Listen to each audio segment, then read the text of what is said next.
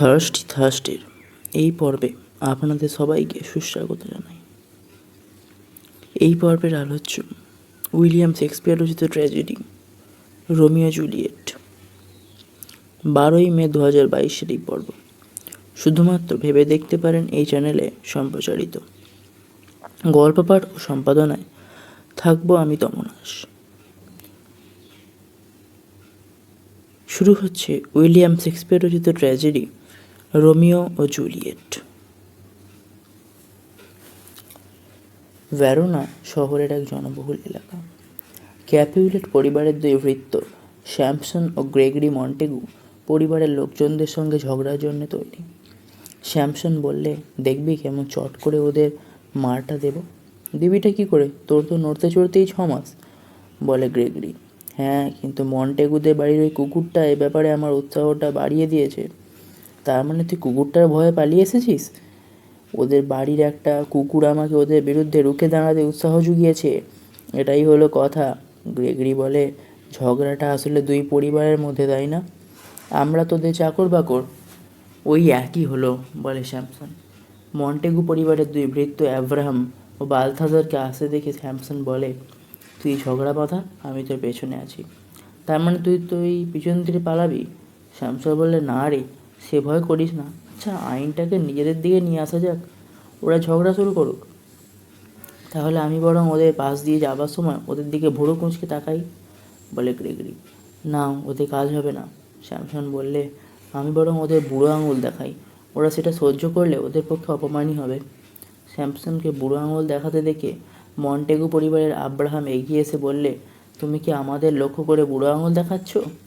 বুড়ো আঙুল দেখাচ্ছি, জবাব দেয় স্যামসন। সেটা কি আমাদের লক্ষ্য করে? স্যামসন ও গ্রেগরি ফিসফিস করে পরামর্শ করে আইনটা নিজেদের পক্ষে আনা গেছে কি না। তারপর স্যামসন বলে, না, তোমাদের লক্ষ্য করে নয়, এমনি বুড়ো আঙুল দেখাচ্ছি। গ্রেগরি জিজ্ঞাসা করে, তোমরা কি আমাদের সঙ্গে ঝগড়া করবে? না না, কিন্তু যদি করো, স্যামসন বললে, তাহলে আমরাও ছেড়ে দেব না। আমাদের মনিব তোমাদের মনিবের মতোই ভালো লোক। আব্রাহাম ঠাট্টা সুরে বলে, আর কিছু না। ব্যাস, শুরু হয় দুপক্ষের মারামারি। এই সময় এসে পড়ে মন্টেগুর ভাইপো রোমিওর বন্ধু বেনভলিও। দুপক্ষের ভৃত্যদের মারামারি থামাবার চেষ্টা করেছে, কিন্তু এর মধ্যে সেখানে এসে হাজির হয় লেডি ক্যাপুলেটের ভাইপো টাইবোল্ট। সে এসেই খোলা তরোয়াল নিয়ে বেনভলিওর ওপর ঝাঁপিয়ে পড়তে চায়। বেনভলিও বলে, দেখ বাবু, আমি শান্তি বজায় রাখতে চাই, হয় তরোয়ালটা খাপে পড়ো, আর নয়তো এদের এই মারামারিটা ছাড়াতে আমায় সাহায্য করো। শান্তির কথা বলছো? ওই শব্দটাকেই আমি ঘৃণা করি। মন্টেগু পরিবারের সবাই তাই করে। তার চেয়ে মজাটা দেখ। আবার লড়াই শুরু করে টাইবোল্ট। চারপাশে ভিড় জমে যায়, চলে হই হট্টগোল, চেঁচামেচি। ক্যাপুলেট পরিবারের বুড়ো কর্তা ও লেডি ক্যাপুলেট এসে উপস্থিত হলেন। জানতে চাইলেন অত গোলমাল কিসের। তারপরে উত্তেজিতভাবে স্ত্রীকে বললেন, দাও তো তোমার লম্বা তরোয়ালখানা। তরোয়াল? তরোয়াল কী হবে? অবাক হলেন লেডি ক্যাপুলেট। তুমি হাতে ছড়িটা চাইছো কি? ছড়ি নয়, তরোয়াল। দেখছো না, বুড়ো মন্টেগু তার তরোয়ালটাকে দোলাতে দোলাতে এদিকে আসছে। তারপরেই মন্টেগু পরিবারের কর্তা তার স্ত্রী এসে হাজির। এই যে শয়তান ক্যাপুলেট, আমার পথ আটকিও না, যেতে দাও, বললেন মন্টেগু। স্বামীর মেজাজের সঙ্গে তাল মেলালেন লেডি মন্টেগু। আবার ঝগড়া শুরু হয়। এমন সময় সদর বলে সেখানে এসে পড়েন ভেরোনার রাজা এসকেলাস। এসেই তিনি হুঙ্কার ছাড়েন, এই যে মস্তানের দল, তোমরা নিজেদের অস্ত্র মাটিতে ফেলে দাও। কয়েকবারই তোমরা শহরের রাস্তায় ঝামেলা করে শান্তি বিঘ্নিত করেছ। ক্যাপুলেট ও মন্টেগু, আপনারা বয়স্ক মানুষ, কিন্তু আপনারা এই শান্তিভঙ্গে সক্রিয় ভূমিকা নিয়েছেন। এরপরেও এরকম কিছু ঘটলে আপনাদের শাস্তি মৃত্যু। তোমরা যে যার কাজে চলে যাও। ক্যাপুলেট, আপনি এখনই আমাদের সঙ্গে চলুন। আর মন্টেগু, আপনি দুপুরে সাধারণ বিচার সভায় আসবেন। মন্টেগু, তার স্ত্রী ও বেনভলিও বাদে সবাই চলে যায়। মন্টেগু বেনভলিওকে জিজ্ঞাসা করলেন, ঝামেলাটা নতুন করে শুরু করলে কে? তুমি কি সে সময় ছিলে? আমি এসে দেখি দুপক্ষের কাজের লোকেরা পরস্পরের সঙ্গে মারামারি করছে। তাদের ছাড়াতে যাচ্ছি, এমন সময় খোলা তরোয়াল হাতে টাইবোল্ট এসে হাজির। আমার কথা না শুনে এসে তরোয়াল ঘোরাতে শুরু করলো। তাই বাধ্য হয়ে আমাকেও লড়াইয়ে নামতে হলো। সমস্ত ঘটনাটাই বললে বেনভলিও। রোমিও কোথায়? ওকে আজ দেখেছো? বেনভলিওকে জিজ্ঞাসা করেন লেডি মন্টেগু। মনটা চঞ্চল থাকায় আজ খুব ভোরে বেড়াতে বেরিয়েছিলাম। বেনভলিও বললে, শহরের পশ্চিমে জঙ্গলে একটা ঝোপের নিচে ওকে বসে থাকতে দেখলাম, কিন্তু কাজে যাবার আগেই আমার পরিস্থিতি টের পেয়ে সে জঙ্গলের মধ্যে ঢুকে পড়ল। নিজের ব্যাপারে চিন্তিত থাকায় আমিও ওর ব্যাপারটা নিয়ে মাথা ঘামাইনি। আজকাল অনেক দিনই নাকি সকালে তাকে এখানে ওখানে দেখা যাচ্ছে। মন্টেগু বললেন, চোখের জল ফেলে ও নাকি ভোরের শিশিরের পরিমাণ আরও বাড়িয়ে তুলেছে, আর ওর দীর্ঘশ্বাসে মেঘের ওপরে আরও মেঘ তৈরি হচ্ছে। প্রত্যেক দিন ভোরে ও বাড়ি ছেড়ে বেরিয়ে যাচ্ছে, আবার বাড়িতেও জানালা দরজা বন্ধ করে বসে থাকছে। ওর মনের দুঃখটা তো দূর করা দরকার। বেনভোলিও জিজ্ঞাসা করেন, ওর দুঃখের কারণ আপনি জানেন? না। আপনি কি এ ব্যাপারে ওকে কিছু জিজ্ঞাসা করেছেন? হ্যাঁ, আমিও করেছি, ওর বন্ধুরাও করেছে, কিন্তু সে তো কিছু বলেনি। নিজের কাছে নিজের মনের কথা লুকিয়ে রেখেছে। কারণটা জানতে পারলে কিছু ব্যবস্থা অবশ্যই নেওয়া যেতে পারে। রোমিওকে আসতে দেখি বেনভোলিও বলে, কাকা আপনারা এখন চলে যান, আমি ওর দুঃখটা জেনে নিচ্ছি। মন্টেগু ও লেডি মন্টেগু চলে যান। বেনভোলিও রোমিওকে সুপ্রভাত জানায়। কিছুটা বিস্ময়ের সঙ্গে রোমিও বলে, এখনও কি প্রভাত আছে? আছে, এখন সবে 9:30। তাই দুঃখের সময়গুলো বড় দীর্ঘ মনে হয়। রোমিও বন্ধুকে জিজ্ঞাসা করে, বাবাকে যেন তাড়াতাড়ি করে চলে যেতে দেখলাম। হ্যাঁ। তারপর বেনভোলিও জিজ্ঞাসা করলে, তোমার মনের দুঃখটা কি জানতে পারি, যার জন্য সময়কে তোমার দীর্ঘ লাগছে? যা পেলে সময়কে সংক্ষিপ্ত লাগতো তা পায়নি বলে। উত্তর দেয় রোমিও। সেটা কি প্রেমে পড়ে? না, বরং প্রেম থেকে ছিটকে পড়ে। বেনভোলিও বলে, হায় প্রেম, তোমাকে ভাবতে ভালো লাগে, কিন্তু আসলে তুমি কি কঠোর, যন্ত্রণাময়, বড়ই গোলমেলে, সায় দেয় রোমিও। রাস্তায় তখনও মারামারির চিহ্ন এধারে ওধারে ছড়ানো। সেদিকে লক্ষ্য করে রোমিও বলে, এসব কি? ও, বলতে হবে না, বুঝেছি, সেই পারিবারিক ঝগড়াঝাটির ইতিহাস, যার নিটফল শূন্য, কতগুলো অর্থহীন ব্যাপার স্যাপার। আমার ভালোবাসা এসবের ঊর্ধ্বে। কি আমার কথা শুনে তোমার হাসি পাচ্ছে না? না, কান্না পাচ্ছে। কিসের জন্যে? তোমার হৃদয়ের যন্ত্রণাকে উপলব্ধি করে। আমার নিজেই দুঃখে বুকের মধ্যে চেপে বসে আছে, তার উপর তোমার দুঃখটা চাপলে সেটা বাড়াবাড়ি হয়ে যাবে। দেখো, প্রেম জিনিসটা দীর্ঘশ্বাসে বাষ্প দিয়ে তৈরি ধোঁয়া, পরিশোধিত হয়েছে হয় প্রেমিকে অশ্রুজলে সাগর। চলে দিতে যাচ্ছিল রোমিও, কিন্তু বেনভোলিও তাকে ছাড়ে না। বলে, দাঁড়াও, আমিও তোমার সঙ্গে যাব। আমাকে ছেড়ে যাওয়া তোমার পক্ষে উচিত হবে না। কিন্তু আমি তো আর আমাতে নেই। রোমিও বলে, সব কিছু হারিয়ে বসে আছি। এই যে আমি, আমি রোমিও নয়, রোমিও অন্য কোথাও রয়েছে। তুমি আমায় বলে ফেলো তো, কার ভালোবাসায় তুমি এত মনোমরা হয়ে আছো?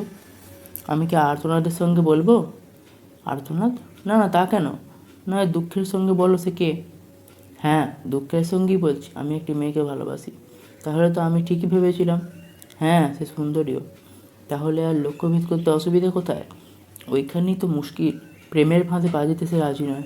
তার অমন সৌন্দর্য কারো কাজেই আসবে না। তাহলে কি সে সারা জীবন অবিবাহিত থাকবে? হ্যাঁ, তাই। সে একটু বেশি গম্ভীর। আমার ভালোবাসা সে সাড়া দেয় না, আর সেই জন্য হতাশা আমার মনকে আচ্ছন্ন করেছে। বেনভোলিও বললে, আমার কথা শোনো, ওর কথা ভাবতে ভুলে যাও। কেমন করে ভাবতে ভুলবো সেটা শেখাও। তোমার চোখ দুটোকে স্বাধীনতা দাও, যাতে তারা অন্য সৌন্দর্যের সন্ধান করে। কিন্তু তুমি কি একজনকেও দেখাতে পারবে যার সৌন্দর্য ওর পাশে রাখা যেতে পারে? বন্ধু, তুমি আমায় ওকে ভোলাতে পারবে না, না পারলে মরবে, বলে বেনভোলিও। ভেরোনার রাজা ক্যাপুলেটো মন্টেগুকে সতর্ক করে ছেড়ে দেন। রাজার এক আত্মীয় প্যারিস ক্যাপুলেটের কাছে আসে, তার মেয়ে জুলিয়েটের পাণিপ্রার্থী হয়ে। ক্যাপুলেট বলেন, আমার মেয়ের বয়স এখনও 14 পুরোয়নি, আর 2 বছর যাক। ওর চেয়েও ছোটো মেয়েরা কিন্তু মা হিসেবে সুখী হয়েছে। ক্যাপুলেটের কথা মানতে রাজি নয় প্যারিস। তারা আবার অকালে ঝরেও গেছে। ওই মেয়েই আমার আশা ভরসা। তার চেয়ে ওর সঙ্গে মেলামেশা করে ওর মন পাও, ওই ইচ্ছেই আমার ইচ্ছে। আজ আমার বাড়িতে ভোজসভার আয়োজন করেছি।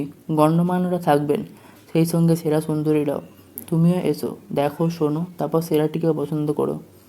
এক ভৃত্যের হাতে একটা কাগজ ধরিয়ে ক্যাপুলেট বললেন, ওখানে অনেকের নাম ঠিকানা লেখা আছে। তুই তাহলে সবাইকে আজকের ভোজসভায় আমন্ত্রণ জানিয়ে আসিস। ক্যাপুলেট প্যারিস চলে গেলেন। ভৃত্যটি আপন মনে গজগজ করতে থাকে, কারণ সে লেখাপড়া জানে না, তার কাছে সবই সমান। এমন সময় কথা বলতে বলতে বেনভোলিও ও রোমিও সেখানে এসে পড়ে। বেনভোলিও তখন রোমিওকে সেই একই উপদেশ দিচ্ছিল, বন্ধু, নতুন কাউকে ভালোবাসো, দেখবে পুরনো প্রেমের জ্বালা নিভে যাবে। বাহ, তোমার ওই কলাপাতা দিয়ে যন্ত্রণা কমাবার মতলবটা তো দারুণ। রোমিওর কথায় কিছুটা ক্ষোভ প্রকাশ পায়। সেটা বুঝে বেনভোলিও বলে, রোমিও, তুমি কি পাগল হয়ে গেছো? না, পাগল হয়নি, তবে পাগলের থেকেও খারাপ অবস্থায় আছি। আমার মনে হচ্ছে যেন বন্দি অবস্থায় আমাকে চাবুক মারছে কেউ।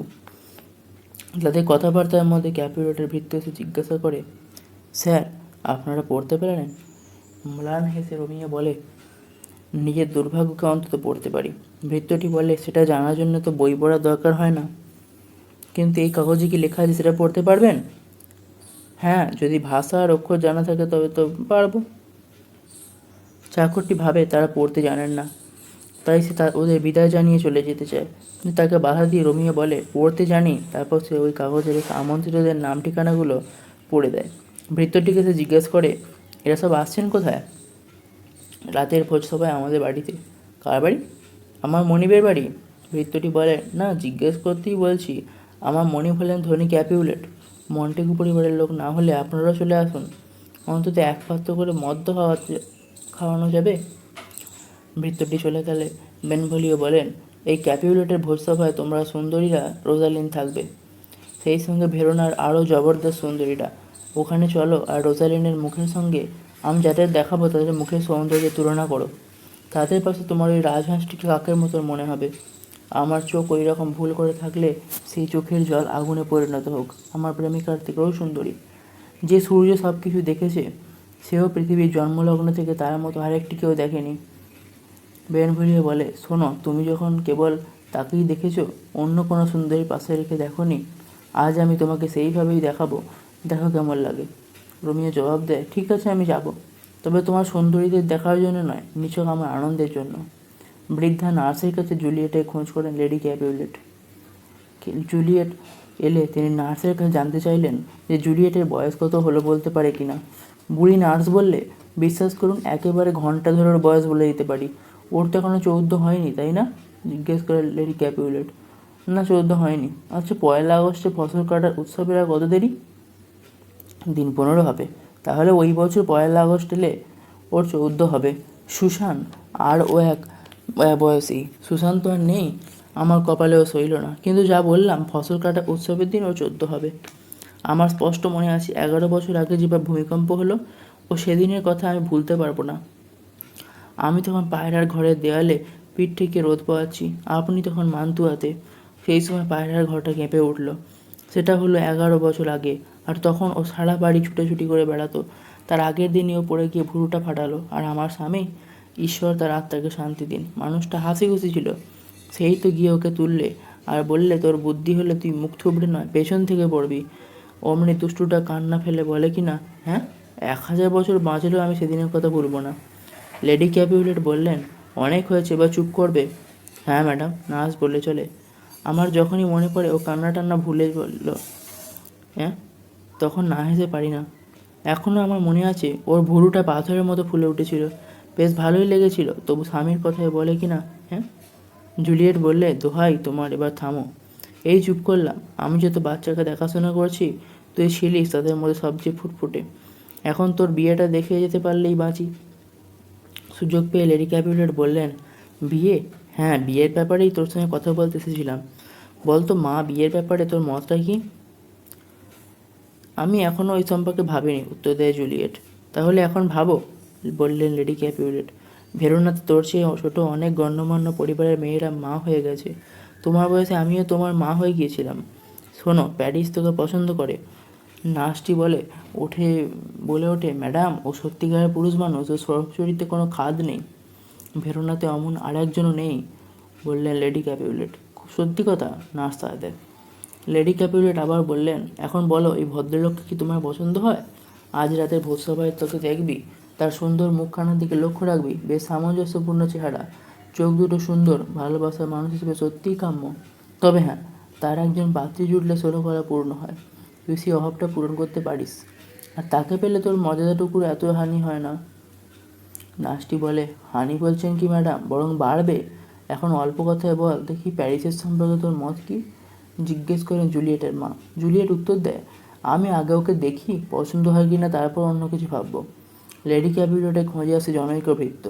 বলে, ম্যাডাম, অতিথিরা এসে পড়েছেন, তাদের খাবারও দেওয়া হয়েছে, আপনাকে ও দিদিমণিকে ডাকছেন। লেডি ক্যাপিউলেট বলেন, যাও, আমি যাচ্ছি। রোমিও, মার্কোসিও ও বেনভোলিও এবং তাদের বন্ধুবান্ধব আরও কয়েকজন মুখোশ পরে বেরিয়েছে ক্যাপিউলেটের বাড়ির উদ্দেশ্যে। সঙ্গে কয়েকজন মশালধারীও রয়েছে। সে সময় ইতালিতে উৎসব ও আনন্দানুষ্ঠানের একটা অঙ্গ ছিল মুখোশ পরে বাড়ি বাড়ি ঘুরে নাচ গান করা।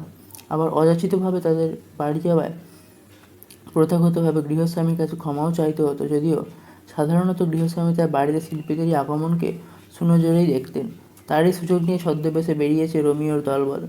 রোমিও বন্ধুদের জিজ্ঞেস করে, আমরা অযাচিতভাবে ক্যাপিউলেটের বাড়ি যাবার জন্য অজুহাত কি দেব, নাকি ক্ষমা প্রার্থনার ধার ধারবো না? আজকাল ক্ষমা প্রার্থনার রীতি উঠে গেছে, বলে বেনভোলিও। রোমিও বললে, কিন্তু নাচটার মধ্যে থাকবো না, আমি শ্রী মশাল ধরবো। সেটি হচ্ছে না, মার্কুসিও বলে। তুমি হচ্ছে প্রেমিক মানুষ, প্রেমের ডানায় ভর করে তুমি তো অন্যদের চেয়ে অনেক ঊর্ধ্বে বিচরণ করবে। না ভাই, এখন আমি নিজের জ্বালায় মরছি, মরার জন্য তুমি প্রেমের মতো কোমল জিনিসকে বেছে নিলে। প্রেম কোমল জিনিস, বললে রোমিও, বরং ওটা বড় রুক্ষ, বড় নিষ্ঠুর, বড় ভয়ঙ্কর, কাঁটার মতো হৃদয়ে বেঁধে। মার্কুসিও বললে, প্রেম যদি তোমার সঙ্গে রুক্ষ আচরণ করে থাকে, তুমিও তাকে পাত্তা দিও না। প্রেম যদি তোমার মনে কাঁটা ফুটিয়ে থাকে, তুমিও তার উপরে উঠে তাকে পরাজিত করো। আর তুমি বাড়ির ভেতরে গেলেই সবাই তোমাকে নাচতে বাধ্য করবে। বেনভোলিও বললে, না না, আমি বরং ভালো আলো ধরবো, আর যা হবে দেখব। থামো, মৃদু ধমক দেয় মার্কুসিও। আমরা তোমাকে তোমার দুঃখ থেকে টেনে তুলব। নাচ গানের মধ্যে নিজেকে ডুবিয়ে মন থেকে দুঃখকে দূর করে দাও। রোমিও উদাসভাবে বলে, আমোদ আহ্লাদের টানে আমি যেন ঠিক সাড়া দিতে পারছি না। কথা বলে আমরা মিথ্যে সময় নষ্ট করছি, আমাদের জন্য খাবার দাবার থাকলে হয়, বলল বেনভোলিও। কী জানি, আমার বরং মনে হচ্ছে আমরা তাড়াতাড়ি এক অনিশ্চিত পরিণতির দিকে এগোচ্ছি, আর এই অশুভ যাত্রা শুরু আজকে রাতে আমাদের এই অভিযানে। রোমিওর কথা যেন ভবিষ্যৎবাণীর মতো মনে হয়। ক্যাপিউলেটের বাড়িতে খাওয়া দাওয়ার পর্ব শেষ। ক্যাপিউলেট মেয়েদের তাকে তাকিয়ে খোশমেজাজে বলেন, তোমাদের মধ্যে যাদের খাওয়া দাওয়াটা বেশি হয়ে যায়নি, তারা এই মুখোশধারীদের নাচে যোগ দিও। আপত্তি হবে না নিশ্চয়। আমিও একসময় মুখোশ পরে নাচতে যেতাম, আর সুন্দরীদের কানে কানে ফিসফিস করে কথা বলে আনন্দ উপভোগ করতাম। কিন্তু হায়, সেসব দিন চলে গেছে। বাজনদাররা, তোমরা বাজাও। অনুচরদের বলেন, আরও বেশি করে আলো জ্বালিয়ে দাও, আসর জমে উঠুক। আগন্তুক নাচিয়ে দলের নাচ দেখে বেশ খুশি ক্যাপিউলেট বললেন, হ্যাঁ, ওরা ভালো নাচছে। স্ত্রীর দিকে তাকিয়ে তিনি জিজ্ঞাসা করলেন, আচ্ছা, কত বছর হলো তুমি আমি একসঙ্গে নেচেছি? সে আজ 30 বছর হয়ে গেল, বললেন লেডি ক্যাপিউলেট। না না, অতদিন নয়।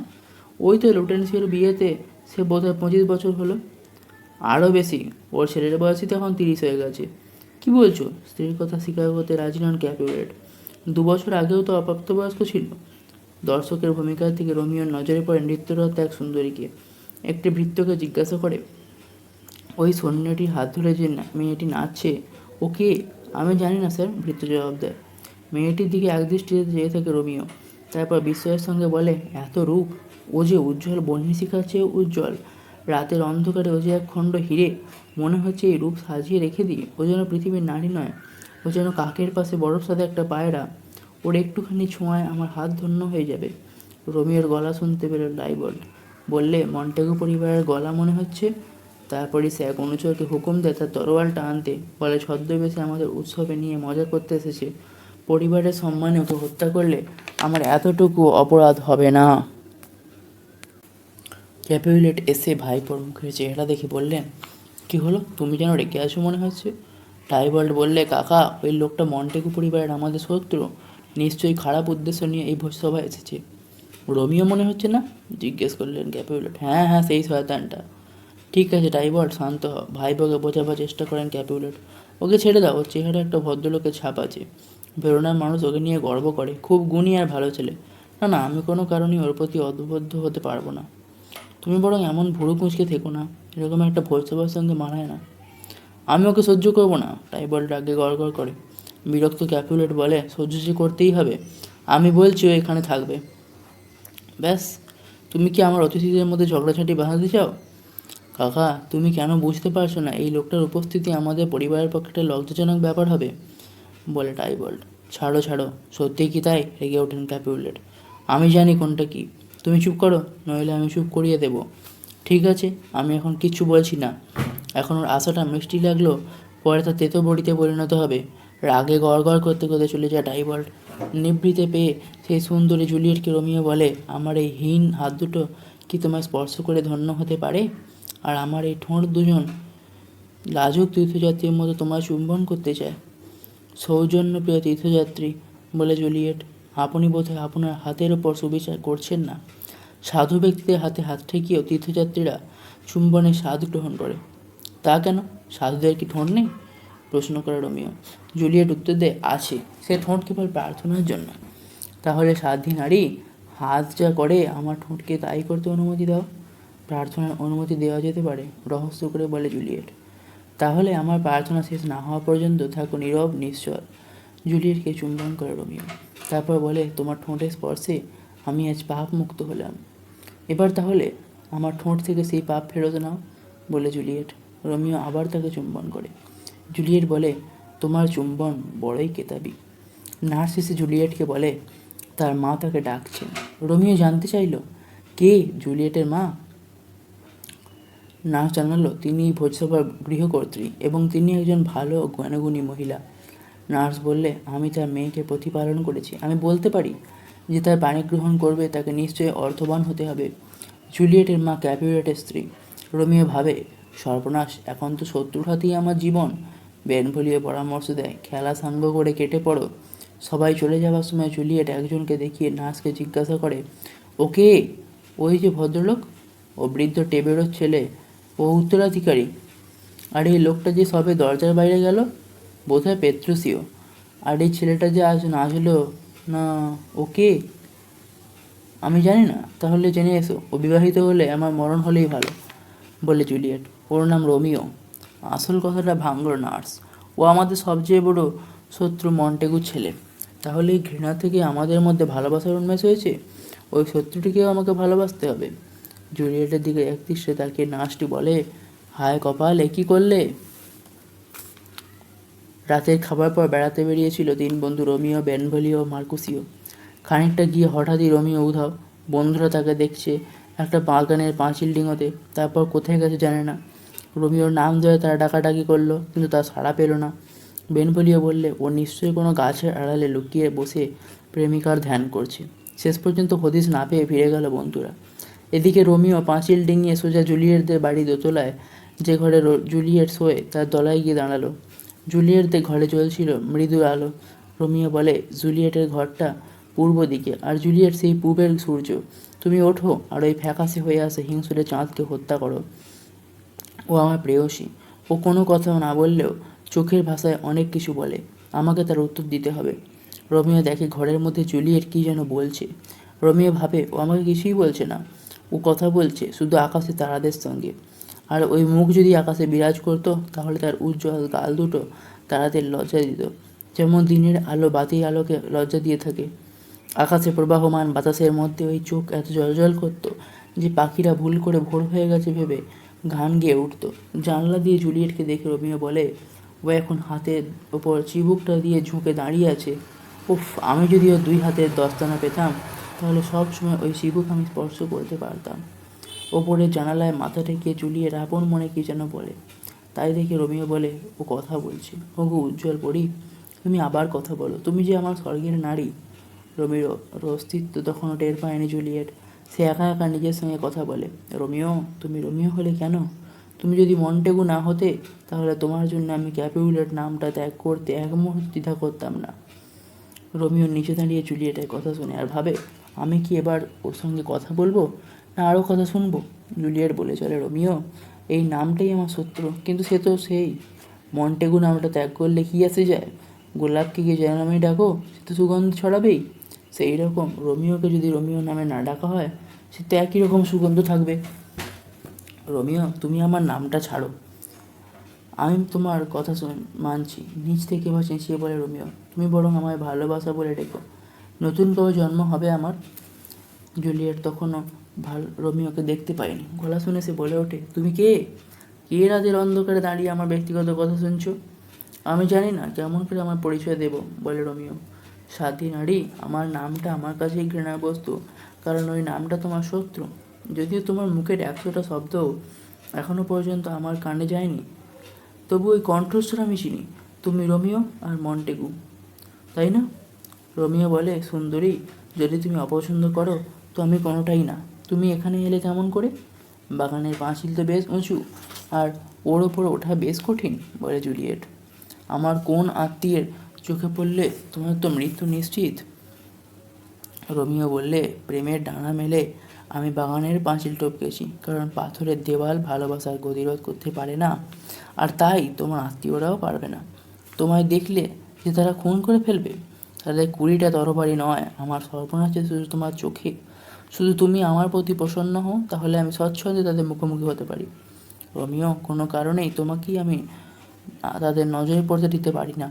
রোমিও বললে, তাদের কাছ থেকে আড়াল করার জন্য আমার গায়ে রাতে ঢিলে ঢালা পোশাকটা রয়েছে, কিন্তু তুমি যদি আমায় ভালোবাসো তাহলে তারা আমায় দেখুক, তাদের ক্রোধের পরিণামে আমার জীবনে পরিসমাপ্তি ঘটুক, কিন্তু তোমার ভালোবাসার অভাবে আমার মৃত্যুর ক্ষণ যেন বিলম্বিত না হয়। এই জায়গার কথা তোমায় কে বলল? জিজ্ঞাসা করে জুলিয়েট। ভালোবাসাই আমাকে খোঁজ করতে বাধ্য করেছে, আর সেই সঙ্গে চোখও খোলা রেখেছিলাম। আমি জাহাজে চালক নই, তবু আমি জানি তুমি গভীর সমুদ্রে সুদূর কোনো দ্বীপের মানবী, যার খোঁজে আমাকে বাণিজ্যে যেতে হবেই। রাতের অন্ধকার আমার মুখে তা না হলে দেখতে আমি যা বলেছিলাম তার জন্য আমার মুখ লজ্জায় রক্তিম হয়ে উঠেছে। আমি যা বলেছি তা ভুলে যেও। বিদায়। কিন্তু বিদায় জানিয়েও চলে যেতে পারে না জুলিয়েট। পরক্ষণে জিজ্ঞাসা করে, তুমি কি আমায় ভালোবাসো? তারপর সে নিজেই বলে, জানি বলবে হ্যাঁ, আর আমি তা বিশ্বাস করি, কিন্তু তুমি তো মিথ্যেও বলতে পারো। সত্যি করে বলো তো, আমায় ভালোবাসো কি না? যদি তুমি মনে করো যে আমাকে সহজেই পাওয়া যাবে, তাহলে আমি বলবো না, আমি তোমাকে অন্তরের থেকে ভালোবাসি। তুমি শুনেছ আমি তোমাকে কতটা চাই। আমার অনুরোধ, তুমি যেন এটাকে খেলা ভেবো না। জুলিয়েট, আমি চাঁদের নামে শপথ করে বলছি। রোমিওকে শেষ করতে না দিয়ে জুলিয়েট বলে, না, চাঁদের নামে নয়, সে তো প্রতিনিয়ত বদলায়। তোমার ভালোবাসা তাহলে অনিশ্চিত হয়ে উঠবে। তাহলে কার নামে শপথ করবো? জানতে চায় রোমিও। শপথ করো না, জুলিয়েট বলেন, যদি করো তো নিজের সুন্দর সত্তার নামে শপথ করো, কারণ সেটি হলো আমার আরাধ্য দেবতা, আমি তাকেই বিশ্বাস করব। সেইভাবেই শপথ করতে অগ্রসর হয় রোমিও, কিন্তু তাতেও বাধা দেয় জুলিয়েট। না, শপথ করো না, আমি তোমাকে আমার ভালো লাগে। আজ রাতে কোনো চুক্তির মধ্যে মন যেতে চাইছে না, সেটা যেন তাড়াহুড়ো হয়ে যাবে। এ তো সবে কুঁড়ি ফুটেছে, গ্রীষ্মের উষ্ণতায় ফুল ধরলে তখন আমাদের আবার দেখা হবে। রোমিওকে বিদায় জানায় জুলিয়েট। কিন্তু রোমিও জিজ্ঞাসা করে, তুমি আমাকে অতৃপ্তই ছেড়ে দেবে? কোন তৃপ্তি চাও তুমি? সে তো তুমি বলার আগেই আমি বলেছি। বেশ, আমি আবার বলছি, আমি তোমায় ভালোবাসি। আমার ভালোবাসা সমুদ্রের মতোই অসীম ও গভীর। যতই আমি সে ভালোবাসা দেব, ততই আমি তোমার ভালোবাসা পাবো। এই সময় ভেতর থেকে নার্স জুলিয়েটকে ডাকে। জুলিয়েট রোমিওকে বিদায় জানায়, কিন্তু তারপরেই বলে, আর একটু থাকো, আমি এখনই আসছি। জুলিয়েট ভেতরে যায়। রোমিও ভাবে এই রাতটা তার কাছে স্বপ্নের মতো। জুলিয়েট আবার ওপরের জানালার কাছে ফিরে আসে, বলে, যদি আমাদের এই সম্বন্ধকে পাকাপাকি করার উদ্দেশ্যে আমার ভালোবেসে থাকো, তাহলে কাল আমি কাউকে তোমার কাছে পাঠাবো। তুমি তার হাতে লিখে জানিও কবে কখন আমাদের বিয়ের অনুষ্ঠান হবে। তাহলে আমি আমার সর্বস্ব তোমায় সমর্পণ করব। আর যদি তেমন কোনো উদ্দেশ্য না থাকে, তাহলে আমার দুঃখ আমাকে সইতে দিও। বিদায় জানিয়ে জুলিয়েট বলে, হাজার শুভরাত্রি। রোমিও বললে, তার মানে তো 1000বার আমি ওই আলো থেকে বঞ্চিত হব। স্কুলের ছেলের যেমন বইয়ের ওপর টান, ভালোবাসারও টান যেন সেই একই রকম। জুলিয়েটকে জানালার পাশে আবার দেখা যায়। সে বললে, তোমার কণ্ঠস্বরের মোহে আমি আবার এসেছি। শিকারির গলার আওয়াজে যেমন বাজ পাখি এসে ধরা দেয়, আমি যে আবার বাবার অধীনে, নয়তো সব বন্ধন ছিন্ন করে তোমার কাছে চলে যেতাম। রোমিও বলে, জুলিয়েট, আমার আত্মাই যেন আমার নাম ধরে ডাকছে। এই রাতে প্রেমিকার কণ্ঠস্বর যেন সুমধুর সঙ্গীতের মতো মনে হচ্ছে। রোমিও আবার ডাকে, জুলিয়েট, বলো, কাল কটার সময় আমি তোমার কাছে লোক পাঠাবো? 9টা। আমি ওই সময়ই পাঠাবো। আমার কাছে এই সময়টাই যেন 20 বছর। তোমায় কেন যে ডাকলাম সেটাই ভুলে গেছি বললে জুলিয়েট। তাহলে যতক্ষণ না মনে পড়ে আমি এখানেই দাঁড়িয়ে থাকি? তুমি দাঁড়িয়ে থাকলে আমার মনেই পড়বে না। ভোর হয়ে এলো, আমি তোমায় যেতে দেবো, তবে খুব দূরে নয়, আমার নাগালের মধ্যেই তুমি থাকবে। আমিও তো তাই চাই, বলে রোমিও। ভোর হবার কিছু আগেই ফাদার লরেন্স তার ছোট্ট ঝোলাটি নিয়ে বেরিয়ে পড়েছিলেন ভেষজ গাছপালা সংগ্রহের কাজে। সূর্যোদয়ের আগেই ওষুধ তৈরির উপযুক্ত তরুলতা, আগাছা ও মূল্যবান রসালো ফুলে তার ঝোলাটিকে ভর্তি করে নিতে হবে। তিনি ভাবছিলেন, এই প্রকৃতি আর পৃথিবী মানুষকে কত কিছুই না দিয়েছে, তাদের মধ্যে কতই না গুণ, কতই না বৈচিত্র্য। গাছপালার মধ্যে ঝোপে ঝাড়ে পাথরের খাঁজে খাঁজে তাদের অস্তিত্ব, কিন্তু ভুল প্রয়োগে গুণও দোষ হয়ে যেতে পারে, আবার দোষও ভালো ফল দিতে পারে। এই সব ছোটোখাটো বুনো গাছপালার মধ্যেই রয়েছে বিষ, আবার অসুখ নিরাময়ের ক্ষমতাও। মানুষের মধ্যেও এই দুটো দিকই আছে, সৌন্দর্য ও নিষ্ঠুরতা। অবশ্য কোনো গাছে মধুর বদলে বিষের প্রাধান্য থাকলে গাছটি নিজেই ধ্বংসপ্রাপ্ত হয়। রোমিও তখন বনের পথ দিয়ে ফিরছিল। ফাদারকে দেখতে পেয়ে সুপ্রভাত জানায়।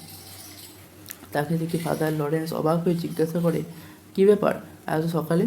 কোন কারণে মন অস্থির হয়েছে? মনে হচ্ছে তাই এত ভোরে বিছানা ছেড়েছ? বুড়ো মানুষদের ঘুম কম, তারা খুব ভোর ভোর উঠে পড়েন, কিন্তু তোমার বয়সে তো এমনটা হওয়ার কথা নয়।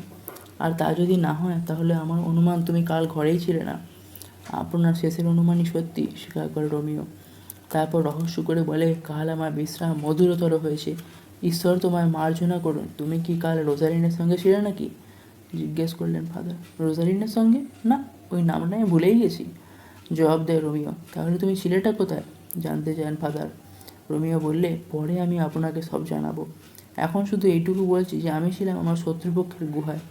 সেখানে হঠাৎই একজন আমার হৃদয়ে তীর বেঁধেছে, তার হৃদয়েও তীর বেঁধেছে। এখন আমাদের দুজনের নিরাময়ের ভার আপনার হাতে। রোমিও, একটু খুলে বলো তো ভাই।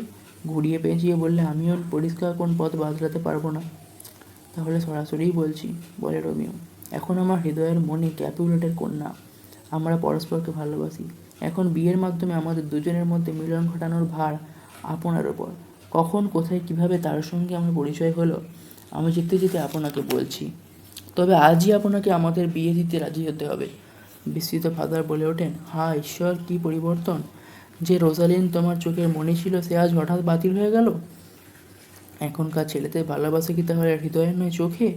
রোজালিনের জন্য এত চোখের জল ফেলা, তার কোনো মূল্যই রইল না। তোমার গালে এখনও চোখের জল শুকোয়নি, আর তুমি রাতারাতি বদলে গেলে। আপনি তো একসময় রোজালিনকে ভালোবাসার জন্য বিদ্রূপ করতেন। অভিযোগ করে রোমিও। সেটা ভালোবাসার জন্য নয়, প্রেমের ভান করার জন্য, উত্তর দিলেন ফাদার। রোমিও বলে, এখন আমি যাকে ভালোবাসি সেও আমায় ভালোবাসে, কিন্তু আগের জনের কাছ থেকে আমি কোনো সাড়াই পেতাম না। সে নিশ্চয় তোমার ভালোবাসাকে উপলব্ধি করত, কিন্তু নিজের মনের ভাব প্রকাশ করতে পারতো না। ফাদার লরেন্স বলেন, যাই হোক, এখন আমার সঙ্গে চলো। আমি তোমাদের মিলনের ব্যাপারে সাহায্য করব, কারণ ওই মিলনে তোমার সংসার সুখের হবে।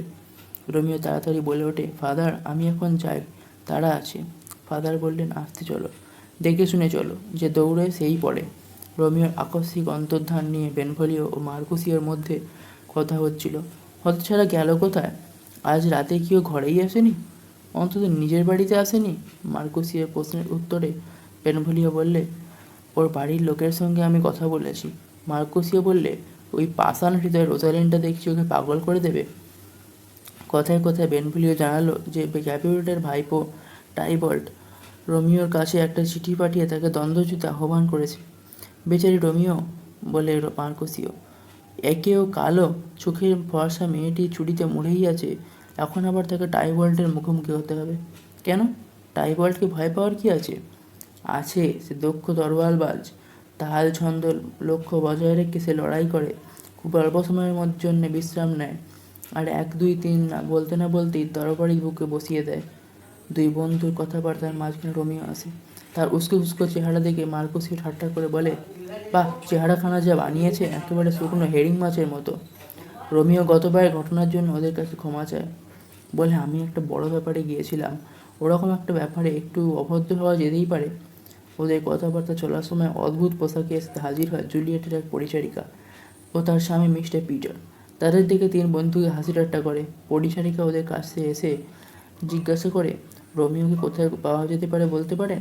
রোমিও রহস্য করে বলে, পারি, কিন্তু তাকে খুঁজে পাবে তখন তোমার বয়স আর তার তখনকার বয়সের চেয়ে বেশি হয়ে যাবে। তবে ওই নামে যারা আছে তাদের মধ্যে আমি কনিষ্ঠতম। পরিচারিকা হেসে বললে, স্যার, আপনি যদি তিনি হন তাহলে আমি আপনাকে গোপনে কিছু কথা বলতে চাই। বেনভোলিও ঠাট্টা করে বলে, ও বোধহয় রোমিওকে রাতের খাবারে নিমন্ত্রণ জানাতে এসেছে। রোমিও পরিচারিকাটির সঙ্গে নিয়ে এগিয়ে যায়। রোমিওকে একা পেয়ে তার বন্ধুদের সম্পর্কে বিরক্ত পরিচারিকা বলে, কেমন মানুষ তোমার বন্ধুরা, খালি তামাশা করে? রোমিও জবাব দেয়, ওরা সেই রকম ভদ্রলোক যারা নিজেদের কথা নিজেরাই শুনতে ভালোবাসে, আর 1 মাস ধরে জমানো কথা 1 মিনিটেই বলে দেয়। পরিচারিকা বলে, ভালো কথা, তবে আমার বিরুদ্ধে কিছু বললে আমিও ছেড়ে দেবো না। রাগ করছো কেন? এবার কথা বললে তার ভালোবাসার মানুষটি, স্বামীটি, তোমাকে নিয়ে ওরা রসিকতা করেনি। করলে কি আমি দাঁড়িয়ে থাকতাম? সঙ্গে সঙ্গে অস্ত্র বার করতাম। এবার পরিচারিকা বলে, আপনার কাছে আমায় পাঠিয়েছে জনৈকা তরুণী। সে আমাকে বলেছে কথাটা গোপন রাখতে, তবে আমি বলবো আপনি যদি তাকে মিথ্যে আশা দেন তাহলে সেটা অন্যায় কাজ হবে, কারণ তার বয়স কম। আপনি যদি মনে মুখে এক না হন তাহলে সেটা দোষের হবে নিশ্চয়ই। রোমিও বলে, তুমি বরং তাকে গিয়ে বলো যে সে যেন কোনো রকমে ফাদার লরেন্সের ঘরে চলে আসে, সেখানেই আজ আমাদের বিয়ে। বেশ, ও আজ দুপুরে ওখানেই যাবে, খুশি হয়ে বলে পরিচারিকা। তাকে আরও বলো আমার এক ভৃত্য গির্জার পিছনে দাঁড়িয়ে ও মই নিয়ে অপেক্ষা করবে। জুলিয়েট যেন সেই দড়ি বেয়ে ওঠে ভেতরে চলে আসে। পরিচারিকা জুলিয়েটের অসংখ্য গুণগান করে, তারপর বাড়ির দিকে রওনা হয়। এদিকে পরিচারিকাকে রোমির কাছে পাঠিয়ে দিয়ে জুলিয়েট তার ফিরে আসার অপেক্ষায় ছিল আকুল আগ্রহের সঙ্গে। সে নিজের মনেই ভাবছিল, আমি তোকে পাঠিয়েছি সকাল 9টার সময়, আর ও বলছিল আধ ঘন্টার মধ্যেই ফিরবে। হয়তো ওর দেখা পায়নি। না, তা নয়, ও তো আবার খোঁড়া, যেতে আসতেই হয়তো সময় নেবে। কিন্তু এখন তো 12টা বাজলো, 3 ঘন্টা হয়ে গেছে, এখনও ওর পাত্তা নেই কেন? ওই বুড়ির মনটা যদি তরুণীদের মতো হতো তাহলে ও নিশ্চয়ই তাড়াতাড়ি করে গিয়ে খবরটা আনতো, কিন্তু বুড়ো মানুষদের নিয়ে মুশকিল। ভারী শরীর গুটি গুটি যায়, একতাল শিশের মতো নিষ্প্রাণ। এইসব ভাবনার মাঝখানে পিটারকে সঙ্গে নিয়ে পরিচারিকা এলো। তাকে দেখে জুলিয়েট বলে উঠল, এসো, কি খবর আমায় বলো। পরিচারিকা পিটারকে পাঠিয়ে দিল দরজার কাছে পাহারায় থাকতে, যাতে কেউ এসে না পড়ে। জুলিয়েট আর অপেক্ষা করতে পারে না, বলে, তোমার মনমরা দেখাচ্ছে কেন? খারাপ খবর হলে তাড়াতাড়ি বলো, আর খবর ভালো হলে ওই রকম গোমড়া মুখে থেকে তার মাধুর্যই নষ্ট করে দিচ্ছ। বৃদ্ধা পরিচারিকা বলে, একটু দম নিতে দাও দেখি, একদম হাঁপিয়ে গেছি, হাড়গুলোয় ব্যথা হয়ে গেল। পারলে আমি তোমার হাড় তোমায় দিতাম। দোহাই তোমার, চুপ করে থেকো না, বলো কি খবর। তার আর কি আছে, ধৈর্য ধরো বাপু, দেখছো না দম বন্ধ হয়ে আসছে। জুলিয়েট এবার বিরক্তির সঙ্গে বলে, তোমার নিঃশ্বাস প্রশ্বাস তো দিব্যি পড়ছে, যতক্ষণ তুমি অজুহাত দিচ্ছ ততক্ষণে তোমার আসল কথাটা বলে হয়ে যেত। খবরটা ভালো না খারাপ, শুধু এইটুকু বলো।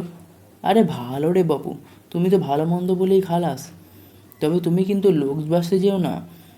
রোমিও, যদিও ওর মুখ যে কোন লোকের থেকে ভালো, তার পা সব মানুষের সেরা, তার হাত পা শরীর অতুলনীয়, খুব যে বদ্ধতা আছে বলা যাবে তাই নয়, তবে হ্যাঁ ভেড়ার মতো শান্ত। ঠিক আছে, যা ভালোবাসো করো।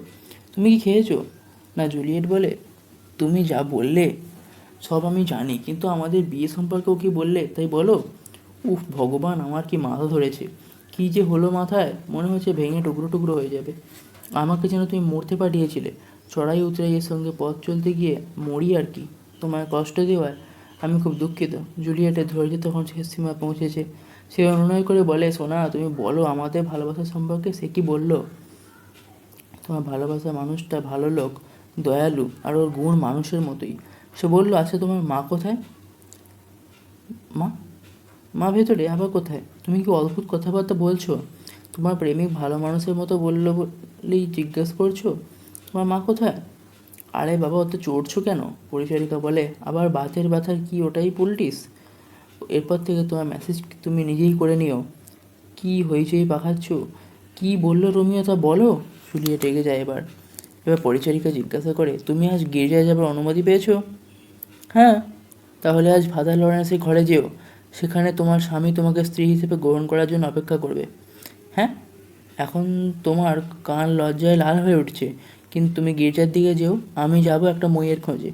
অন্ধকার হলে তোমার প্রেমিক একটা পাখির বাসার খোঁজ করবে। তোমার খুশির জন্য আমি কেবল ছুটেই মরছি। যাও, তুমি গির্জায় সোজা ফাদারের ঘরে যাও। গির্জায় ফাদার লরেন্সের ঘরে রোমিও জুলিয়েটের অপেক্ষায় বসছিল।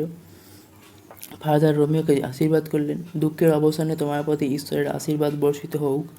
রোমিও বললে, তুমি দুঃখ যাই পাই না কেন, তাকে মাত্র 1 মিনিট চোখের দেখা দেখলে যে আনন্দ পাই তার তুলনায় দুঃখ কিছুই নয়। আজ আমাদের পবিত্র বন্ধনে আবদ্ধ করুন, তারপর আমার জীবনে মৃত্যু এলেও মেনে নেব। সে আমার এইটুকু বলতে পারলেই আমি খুশি। ফাদার লরেন্স বললেন, আনন্দের তীব্রতা কিন্তু অনেক সময় বিষাদের তীব্রতায় পরিণত হয়। যে মধু খুব মিষ্টি তা কিন্তু ভালো নয়, তাতে আমাদের মিষ্টিতে নষ্ট হয়ে যায়। তাই ভালোবাসাকেও তীব্র করে তুলো না, তাতে তোমার ভালোবাসার স্থায়িত্ব বাড়বে। যে খুব জোরে ছোটে সে বহু সময় দেরিতে পৌঁছয়। জুলিয়েটকে তাড়াতাড়ি করে আসতে দেখে ফাদার বলেন, ওই যে ও আসছে, ওর হালকা পায়ের ছন্দে পায়ের নিচে পাথরের এতটুকুও ক্ষতি হবে না। ভালোবাসার আনন্দ এতটাই হালকা ছন্দে চলার মতো ব্যাপার। ফাদারকে দেখে জুলিয়েট সম্ভাষণ জানায়। তাকে দেখে রোমিও উচ্ছ্বসিত হয়ে ওঠে। মৃদু ধমক দিয়ে জুলিয়েট বলে, অত কথা নয়, অত উচ্ছ্বাসও নয়, বরং তোমার প্রেমে সারবস্ত যেন কিছু থাকে। তবে আমার ভালোবাসাকে কিন্তু কোনো কিছুদিন মাপা যাবে না। ফাদার লরেন্স তাদের বললেন তাকে অনুসরণ করতে। সহাস্যে বললেন, পবিত্র ধর্মমতে একাত্ম করে না দেওয়া পর্যন্ত তোমাদের তো একা ছেড়ে দিতে পারি না।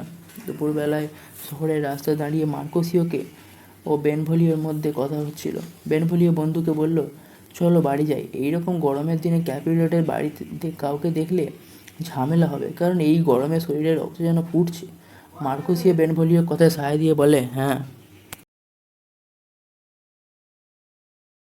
এইরকম মানুষ যে রেস্তোরাঁয় ঢুকে টেবিলে তরোয়াল রেখে বলবে, রইল তরোয়াল, ওতে আমার প্রয়োজন নেই, কিন্তু দ্বিতীয় পেয়ালা মদ পেটে পড়লেই সেই তরোয়াল নিয়ে বিনা কারণেই ওয়েটারের দিকে তেড়ে যাবে।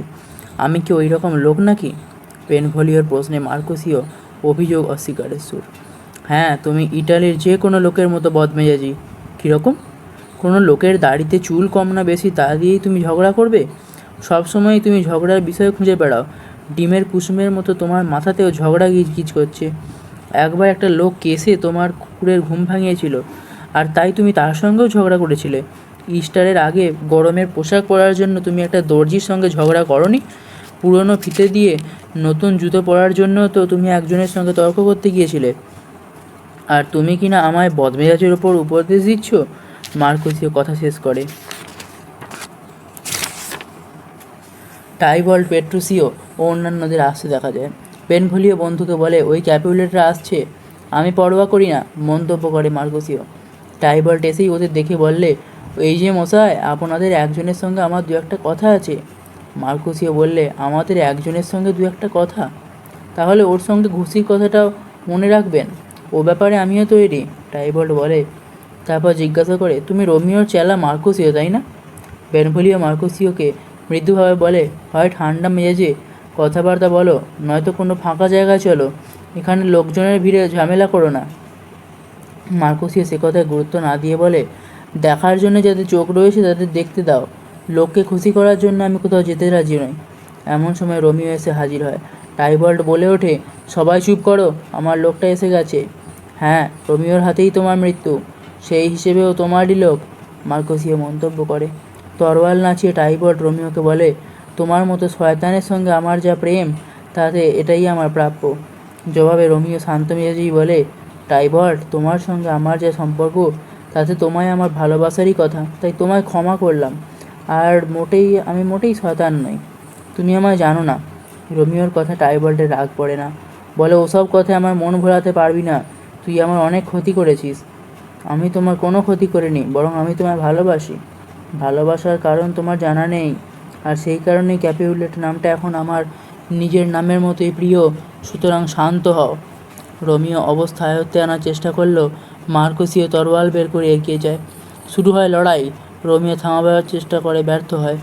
শেষ পর্যন্ত রোমিও দুজনে তরোয়ালের মাঝখানে দাঁড়ায়, কিন্তু টাইবল্ট রোমিওর হাতে তলা দিয়ে মার্কোসিওর শরীরে তরোয়াল বিঁধে দেয়। তারপর সে পালিয়ে যায়। আহত মার্কোসিও যন্ত্রণায় ছটফট করতে করতে মন্টেগু ও ক্যাপিউলেটের দুই পরিবারকে অভিসম্পাত করতে থাকে। রোমিও বন্ধুকে সাহস দিয়ে বলে, মনে হচ্ছে তোমার আঘাত খুব বেশি নয়। যন্ত্রণার মধ্যেও রসবোধের পরিচয় দিয়ে মার্কোসিও বলে, না না, কুয়ার মতো গভীর নয়, কিংবা গির্জার দরজার মতো চওড়া নয়, তবে এতেই কাজ হবে। কাল হয়তো এই পৃথিবীতে আমায় পাবে না। রোমিও, তুমি মাঝখানে এসো না, দাঁড়ালে আমার এই অবস্থা হতো না। বেনভোলিও আহত মার্কোসিওকে ধরে নিজের বাড়িতে নিয়ে যায়। রোমিও আক্ষেপ করে, আমার জন্য টাইবল্টের হাতে আমার প্রিয় বন্ধু মরতে বসেছে, অথচ মাত্র ঘণ্টাখানেক আগে টাইবল্ট আমার আত্মীয় হয়েছিল। জুলিয়েট, তোমার সৌন্দর্য আজ আমায় দুর্বল করে তুলেছে। বেনভোলিও এসে জানালো মার্কোসিও মারা গেছে। তার আত্মা অকালেই পৃথিবী ছেড়ে চলে গেছে স্বর্গের উদ্দেশ্যে। রুদ্র মূর্তিতে আবার ছুটে আসে টাইবল্ট। এবার রোমিও প্রতিশোধ নেবার সুযোগ ছাড়ে না। বলে, তুই মার্কোসিওকে হত্যা করেছিস, এবার আমার রাগটা দেখ। মার্কোসিওর আত্মা তোর অপেক্ষায় রয়েছে, হয় তুই বা আমি তার সঙ্গ দেব। টাইবল্ট বলে, তার সঙ্গী হবি তুই। আমার এই আঘাতটা এটা ঠিক করবে। রোমিও ও টাইবল্টের মধ্যে লড়াই শুরু হলো। অল্পক্ষণের মধ্যে টাইবল্ট পড়ে যায় ও তার মৃত্যু হয়। বেনভোলিও চেঁচিয়ে বলে, রোমিও পালাও, লোকেরা ছুটে আসছে। ভ্যাবাচাকা মেরে দাঁড়িয়ে থেকো না, ধরা পড়লে রাজা তোমাকে মৃত্যুদণ্ড দেবে। পালাও। হায় কপাল, দুর্ভাগ্য আমায় তাড়া করে চলেছে। রোমিও দ্রুত সেখান থেকে চলে যায়, আর প্রায় সঙ্গে সঙ্গে নাগরিকরা চলে আসে। বেনভোলিওকে সেখানে দেখে তারা প্রথমে জানতে চায় মার্কুসিওর খুনি টাইবল্ট কোথায়। তারপরই তাদের রাস্তায় পড়ে থাকা টাইবল্টের মৃতদেহ নজরে পড়ে। নাগরিকরা তখন বেনভোলিওকে টাইবল্টে খুনি হিসেবে অভিযুক্ত করে। সেই সময় এখানে এসে পড়েন রাজা মন্টেগু, ক্যাপুলেট, তাদের স্ত্রী এবং অন্যান্যরা। রাজা জানতে চান এই অশান্তি সূত্রপাত কী করে হলো।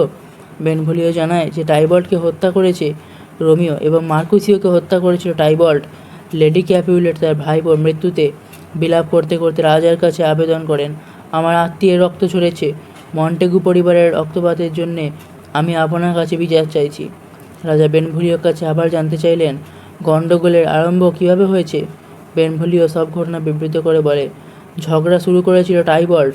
রোমিও তাকে শান্তভাবে অনেক বোঝাবার চেষ্টা করেছিল, কিন্তু সে সব কথায় কান না দিয়ে তরোয়াল বার করে। রেগে উঠে মার্কুসিও তরোয়াল বার করে। শুরু হয় লড়াই। রোমিও মাঝখানে দাঁড়িয়ে দুজনকে ছাড়াতে চেষ্টা করে, কিন্তু তার হাতের তলা দিয়ে মার্কুসিওর বুকে তরোয়াল বসিয়ে দেয় টাইবল্ট। টাইবল্ট পালিয়ে যায়, কিন্তু একটু পরে আবার ফিরে আসে। রোমিও এবার প্রতিশোধ নিতে দৃঢ় সংকল্প ছিল। সঙ্গে সঙ্গে লড়াই শুরু হয়। আমি ছাড়াবার আগেই টাইবল্ট পড়ে যায় ও রোমিও দ্রুত পালায়। এই হলো সত্য ঘটনা। লেডি ক্যাপুলেট অভিযোগ করলেন বেনভোলিও মন্টেগুর আত্মীয়, তাই সে নিজেদের দিকে টেনে মিথ্যে বলছে। অন্তত 20 জন এই লড়াই সামিল ছিল। 20 জন মিলে এই একজনকে মেরেছে। রাজা, আমি বিচার চাইছি। রোমিও টাইবল্টকে হত্যা করেছে, তাকে বাঁচিয়ে রাখা যায় না। রাজা বললেন, রোমিও টাইবল্টকে হত্যা করেছে। টাইবল্ট তো হত্যা করেছে মার্কুসিওকে, তার রক্তের দাম দেবে কে? মন্টেগু এতক্ষণ চুপ করেছিলেন। সুযোগ পেয়ে বললেন, সে তো রোমিও নয়, সে তো মার্কুসিওর বন্ধু। তার দোষ তো আইন নিজের হাতে নিয়েছে, কিন্তু মার্কুসিওকে হত্যার জন্য টাইবল্টের মৃত্যুদণ্ড হতে পারত। রাজা সঙ্গে সঙ্গে রোমিওকে নির্বাসন দণ্ড দিলেন এবং এরপরে এই ধরনের ঘটনা ঘটলে দুই পরিবারকে বিপুল অর্থদণ্ড দিতে হবে বলে জানালেন। রোমিওর বিরহে আকুল জুলিয়েট নিজের মনেই বলছিল, দিনের আলো নিভে যাক, মেঘলা রাত্রির অন্ধকার এখনই নেমে আসুক, আর সবার অলক্ষ্যে রোমিও যেন এই বাহুপাশে দাঁড়িয়ে পড়ে। প্রেমিক তার আপন সৌন্দর্যে পথ চিনে নিতে পারে। প্রেম যদি অন্ধ হয়, তবু সে অন্ধকারের সঙ্গে মানিয়ে নিতে পারে। রাতের অন্ধকার নামুক, রোমিও ফিরে এসো। রাতের অন্ধকার আলোময় হয়ে উঠুক। রাত্রের ডানায় সাহিত্য তাকে দাঁড় কাকের পিঠে পড়া নতুন বরফের মতো মনে হবে। রাতের অন্ধকার, আমায় রোমিওকে ফিরিয়ে দাও। আমার মৃত্যুর পর ওকে ফিরিয়ে নিও। ওর শরীর টুকরো টুকরো করে ছড়িয়ে দিও আকাশে। ও আকাশকে এত রমণীয় করে তুলবে যে সারা পৃথিবী রাত্রির প্রেমে পড়বে আর দিনের ঝলসানো সূর্যের দিকে ফিরেও তাকাবে না। আমি প্রেমের সৌধ রচনা করেছি, কিন্তু তা আমার অধিকারে আসেনি এই দিন, তাই নতুন পোশাক করবে বলে পরবের প্রতীক্ষায় রয়েছে। মনে হচ্ছে আমি যেন সেই শিশু যে সেই অপেক্ষায় রয়েছি। এমন সময় নার্সকে দেখতে পেয়ে জুলিয়েট ভাবল, ও নিশ্চয়ই রোমিওর কোনো খবর এনেছে। রোমিও নামে কি যেন এক স্বর্গীয় জাদু আছে। তারপরেই সে নার্সকে জিজ্ঞাসা করে, রোমিওর খবর কি? ও কোথায়? সে তো মারা গেছে। সে মারা গেছে? নার্স বিলাস করতে থাকে, আমাদের সর্বনাশ হয়ে গেল জুলিয়েট, সে আর নেই, তাকে হত্যা করা হয়েছে। ঈশ্বর কি আমাদের প্রতি এত নির্দয় হতে পারলেন? শুধু এইটুকু বলতে পারে না জুলিয়েট, ঈশ্বর না করলেও রোমিও পারে। ডক্টর রোমিও, ওফ রোমিও, কে এই কথা বলেছিল? বিলাপ করে নার্স, কিন্তু জুলিয়েটের বিলাপ যেন বাঁধ মানে না। বলে, কেন তুমি আমাদের এত যন্ত্রণা দিলে? নার্স, রোমিও কি আত্মহত্যা করেছে? একবার হ্যাঁ বলো, তাহলে সাপের বিষের চেয়েও জোরালো বিষ গ্রহণ করব। তুমি হ্যাঁ বললে, আমি যদি তা না করি, সে তো আমিই নয়। কিন্তু নার্স বলে, আমিও রাখাসটা দেখেছি, সেটা ওর বুকে রক্তাক্ত শরীরে পড়ে আছে, আমি তো দেখতে পারিনি। উফ, আমার হৃদয় এখনই ফেটে যাক, সে আজ দেউলিয়া হয়ে গেছে। এখনই যেন হৃদয় ভেঙে টুকরো টুকরো হয়ে যায়, পৃথিবীর গতি যেন স্তব্ধ হয়ে যায়। তারপরে টাইবল্টের শোকে অকুল হয়ে ওঠে। নার্স বলে, টাইবল্ট, টাইবল্ট, তুমি ছিলে আমার প্রিয় বন্ধু, একজন সৎ ভদ্র মানুষ। আমি কি তোমার মৃত্যু দেখার জন্য বেঁচেছিলাম? শোকের মধ্যেও বিস্মিত জুলিয়েট প্রশ্ন করে, হঠাৎ অন্যরকম বলছো কেন? তাহলে কি রোমিওর সঙ্গে টাইবল্টও মারা গেছে? আমার প্রিয় আত্মীয় ও আমার প্রিয় স্বামী দুজনেই আর নেই? দুজনেই যদি চলে যায়, তাহলে রইলটা আর কে? নার্স জানায়, টাইবল্ট মৃত আর রোমিওকে নির্বাসন দেওয়া হয়েছে। রোমিও টাইবল্টকে হত্যা করেছে, তাই সে নির্বাসিত। বিশ্বাস করতে মন চায় না জুলিয়েটের। আবার জিজ্ঞাসা করে, রোমিও টাইবল্টকে হত্যা করেছে? হ্যাঁ হ্যাঁ, তাই। আমাদের কি দুর্ভাগ্য, সেই তাকে হত্যা করলো। জুলিয়েট আক্ষেপ করে, তোমার এই সুন্দর চেহারা কি তাহলে ছদ্মবেশ? তোমার এই ফুলের মতো মুখের আড়ালে কি একটা বিষধর সাপের বাস? তুমি আসলে ঘুঘুর পালকে সজ্জিত দাঁড়কাক, ভেড়ার চামড়ায় ঢাকা নেকড়ে। তোমাকে দেখলে যা মনে হয় তুমি তা বিপরীত স্বভাবের মানুষ, সাধুর ছদ্মবেশে শয়তান। আর কি কখনো একটা খারাপ বইকে এমন চমৎকারভাবে বাঁধাই করা হয়েছে? জুলিয়েটের আক্ষেপের সঙ্গে নার্স সায় দিয়ে বলে, এখন মানুষের মনে বিশ্বাস সততা বলে কোনো জিনিসই নাই, সব মূল্যবোধ হারিয়ে গেছে।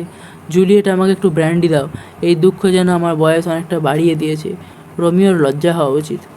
এবার কিন্তু নার্সের কথায় ফুঁসে ওঠে জুলিয়েট, ওসব বললে তোমার জিভ খসে পড়বে। লজ্জা পাওয়ার জন্য তোমার জন্ম হয়নি, তার কপালে ভর করতে লজ্জাও লজ্জা পাবে। সে সম্মানের যোগ্য, এই বিশ্বের অধিকারী যে আমি কিনা তাকে বিদ্রূপ করেছিলাম। আফসোস করে জুলিয়েট, সে তোমার ভাইকে হত্যা করেছে আর তুমি তার সম্পর্কে ভালো ভালো কথা বলছো? অভিযোগ করে নার্স। আমি কি আমার স্বামী সম্পর্কে খারাপ কথা বলবো? বললে জুলিয়েট। রোমিও, আমি তোমার সদ্যবিবাহিতা স্ত্রী। আমি যদি তোমাকে কটু কথা বলি তাহলে কেই বা তোমার সম্পর্কে ভালো কথা বলবে? কিন্তু কেন কেন তুমি আমার ভাইকে মারলে? আচ্ছা, ওই শয়তান ভাইও তো তোমার স্বামীকে হত্যা করতে পারতো। আমার চোখের জল আজ শুকিয়ে গেছে, তবে মনের গভীরে একটা সন্তুষ্টিও আছে, আমার স্বামী বেঁচে আছে। টাইবল্ট তাকে হত্যা করতে পারেনি, এ তো সান্ত্বনা। কিন্তু টাইবল্ট মৃত ও রোমিও নির্বাসিত। নির্বাসিত একটা শব্দ যেন 10,000 টাইবল্টের মৃত্যুর সমান। টাইবল্টের মৃত্যু দিয়েই যদি ঘটনা শেষ হতো তাহলে যথেষ্ট দুঃখের ব্যাপার হতো, কিন্তু তার ওপর আবার রোমিও নির্বাসিত। আচ্ছা, বাবা মা, টাইবল্ট, রোমিও, জুলিয়েট সবাই কি মারা গেছে? রোমিও নির্বাসিত, এই কথাটার মধ্যে তো কোনো সীমা পরিসীমা নেই। নার্স, আমার মা বাবা কোথায়? টাইবল্টের মৃতদেহ ছড়িয়ে কাঁদছে, তুমি কি তাদের কাছে যাবে? নার্সের কথা জুলিয়েট বলে, তুমি কি চোখের জলে টাইবল্টের আঘাত ধুইয়ে দিচ্ছেন? কিন্তু আমার দুঃখ তো রোমিওর নির্বাসনের জন্য। আমার মনে হচ্ছে বিয়ের পরেই আমি বিধবা হয়ে গেলাম। তুমি ঘরে থেকো, আমি রোমিওকে তোমার কাছে এনে দেব। নার্স সান্ত্বনা দিয়ে বলে, আমি জানি যে কোথায় আছে। শোনো, রোমিও আজ রাতে এখানে আসবে, আমি নিয়ে আসবো।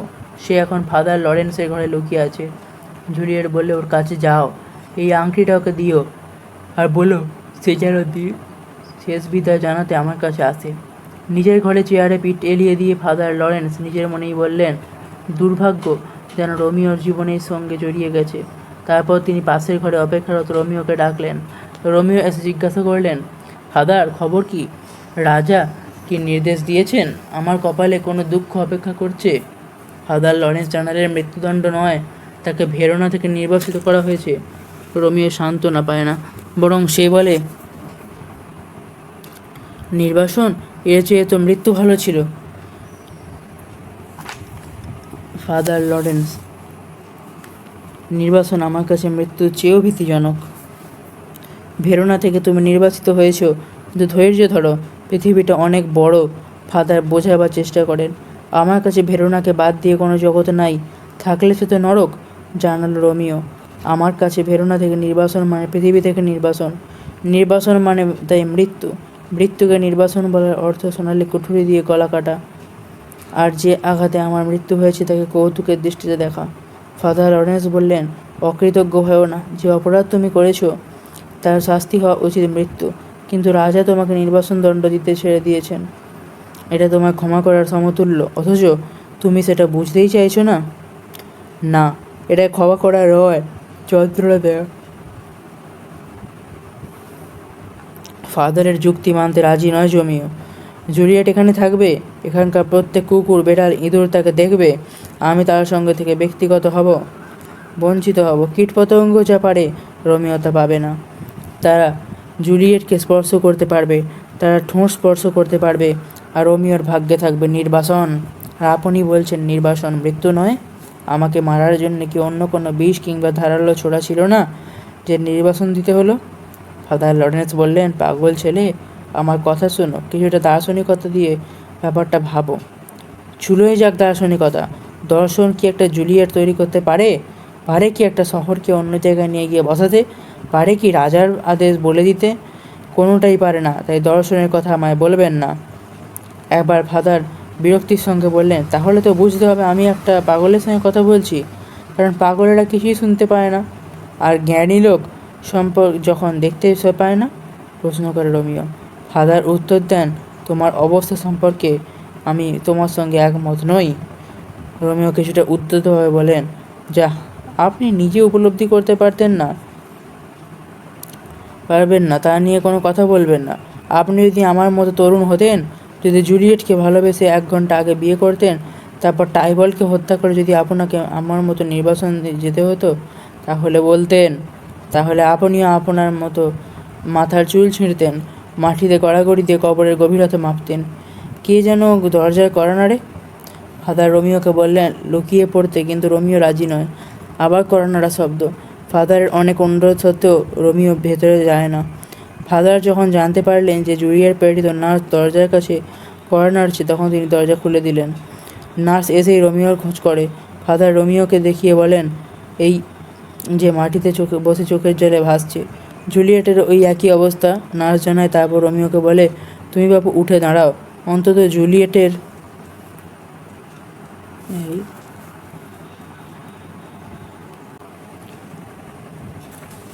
জন্যে অত ভেঙে পড়লে চলবে কেন? রোমিও উঠে দাঁড়ালো।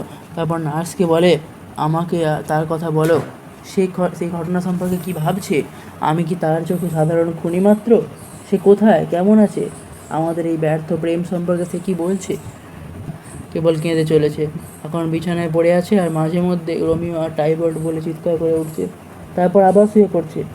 নার্সের কথায় রোমিও আপ্লুতভাবে বলে, আমার এই হাত তার ভাইকে হত্যা করেছে, আর তাই আমার নামও তার বুকে বন্দুকের গুলির মতো বিঁধছে। ফাদার, আপনিই বলুন, আমার শরীরে কোন অংশে আমার নামটা রয়েছে? সেই অংশটা আমি নিজ হাতে বাদ দিই। হাতে ছোড়া তোলে রোমিও। বাধা দিয়ে ফাদার ধমক লাগান, রোমিও, তুমি কি পুরুষ মানুষ? মেয়েদের মতো চোখের জল ফেলছো? তোমার ওই পুরুষের চেহারার মধ্যে একটা নারী রয়েছে। তুমি আমায় অবাক করলে। এখন তুমি নিজেকে মারতে চাও, এবং সেই সঙ্গে সেই মেয়েটিকেও, যে তোমার মুখের দিকে তাকিয়ে বেঁচে রয়েছে। ছি, তুমি পুরুষ জাতির লজ্জা। তোমার ওই মোমের চেহারায় পুরুষের সাহস বীর্য কিছুই নেই। তোমার ভালোবাসায় নেই গভীরতা। তুমি তোমার ভালোবাসাকেই হত্যা করতে চলেছ, যেমন করে অদক্ষ গোলন্দাজ নিজেদের দিকে কামান দেখে বসে। তোমার জুলিয়েট বেঁচে থাকছে, তার জন্যে তুমি তার ভাইকে মারতে বাধ্য হয়েছ। তুমি না মারলে সেই তোমায় মারত। সেদিক থেকে তুমি ঠিকই করেছো। বিচারে ও প্রাণদণ্ডের বদলে তুমি ঈশ্বরের এই করুণাকে অবহেলায় করেছ। মনে রেখো, এই রকম মানুষের ভাগ্যে মৃত্যু ছাড়া কিছুই জোটে না। যাও, তুমি তোমার ভালোবাসার প্রার্থীটির কাছে যাও, তবে প্রহরা বসা পর্যন্ত ওখানে অপেক্ষা করো না। মনে রেখো, তোমার এখন মান্তুয়া শহরে থাকার কথা। আমি তোমার বন্ধুদের বোঝাবার চেষ্টা করব, যাতে তোমার হয়ে রাজার কাছে ক্ষমা চায়। আমিও তোমার হয়ে রাজাকে বলবো, যাতে তিনি তোমার শাস্তি মকুব করেন। ভেবে দেখো, তখন তুমি ফিরে এলে সকলের কত আনন্দ হবে। নার্স, তুমি আগে বাড়ি যাও, আর আমার নাম করে জুলিয়েটকে বলো যেন সে বাড়ির সবাইকে তাড়াতাড়ি শুয়ে পড়তে বলে। রোমিও যাচ্ছে। নার্স রোমিওর হাতে জুলিয়েটের দেওয়া আংটিটা দেয়। ফাদার আবার রোমিওকে মনে করিয়ে দিলেন, ভোরের আগেই যেন সে মান্তুয়ার দিকে রওনা হয়। সকাল হয়ে গেলে তাকে ছদ্মবেশে শহরের সীমা অতিক্রম করতে হবে। ফাদার বলেন যে একজন লোক মারফত তিনি রোমিওকে ভেরোনার সব খবর জানাবেন। রোমিওর হাত নিজের হাতে নিয়ে ফাদার তাকে বিদায় জানালেন। সমস্ত ঘটনাটা এত তাড়াতাড়ি ঘটে গেল যে আমরা আমাদের মেয়েকে বোঝাবার সময় পাইনি। প্যারিসকে বোঝাবার চেষ্টা করছিলেন ক্যাপুলেট। ও ওর ভাই টাইবল্টকে খুব ভালোবাসত। আমিও বসতাম। যাকগে, আমাদের সবাইকে তো একদিন না একদিন মরতে হবে। আজ রাতে জুলিয়েট নিচে নামবে না। আমিও ঘন্টাখানেক আগেই শুয়ে পড়তাম। তোমার জন্যই বসে আছি। ক্যাপুলেটের কথায় সায় দেয় প্যারিস। হ্যাঁ, দুঃখের সময় তো আর ভালোবাসার কথা বলা যাবে না। লেডি ক্যাপুলেটকে বিদায় জানাতে গিয়ে বলে, আচ্ছা ম্যাডাম, আপনার মেয়েকে আমার শুভেচ্ছা জানাবেন। লেডি ক্যাপুলেট বললেন, তুমি চিন্তা করো না, কাল সকালেই আমি জুলিয়েটার মন জেনে নেব। আজও যে বড় মনমরা হয়ে আছে ও। প্যারিস চলেই যাচ্ছিল, কিন্তু ক্যাপুলেট আবার তাকে ডাকলেন। স্যার প্যারিস, আমি ওকে খুব বোঝাবার চেষ্টা করব। আমার মনে হয় আমার কথা শুনবে না। না, সে বিষয়ে আমার কোনো সন্দেহই নেই। স্ত্রীর দিকে ফিরে ক্যাপুলেট বললেন, তুমিও ওকে প্যারিসের কথা বললে বুঝিও, আর বলো যে আগামী বুধবার, আজ কি বার, সোমবার। প্যারিস উত্তরটা দিয়ে দেয়।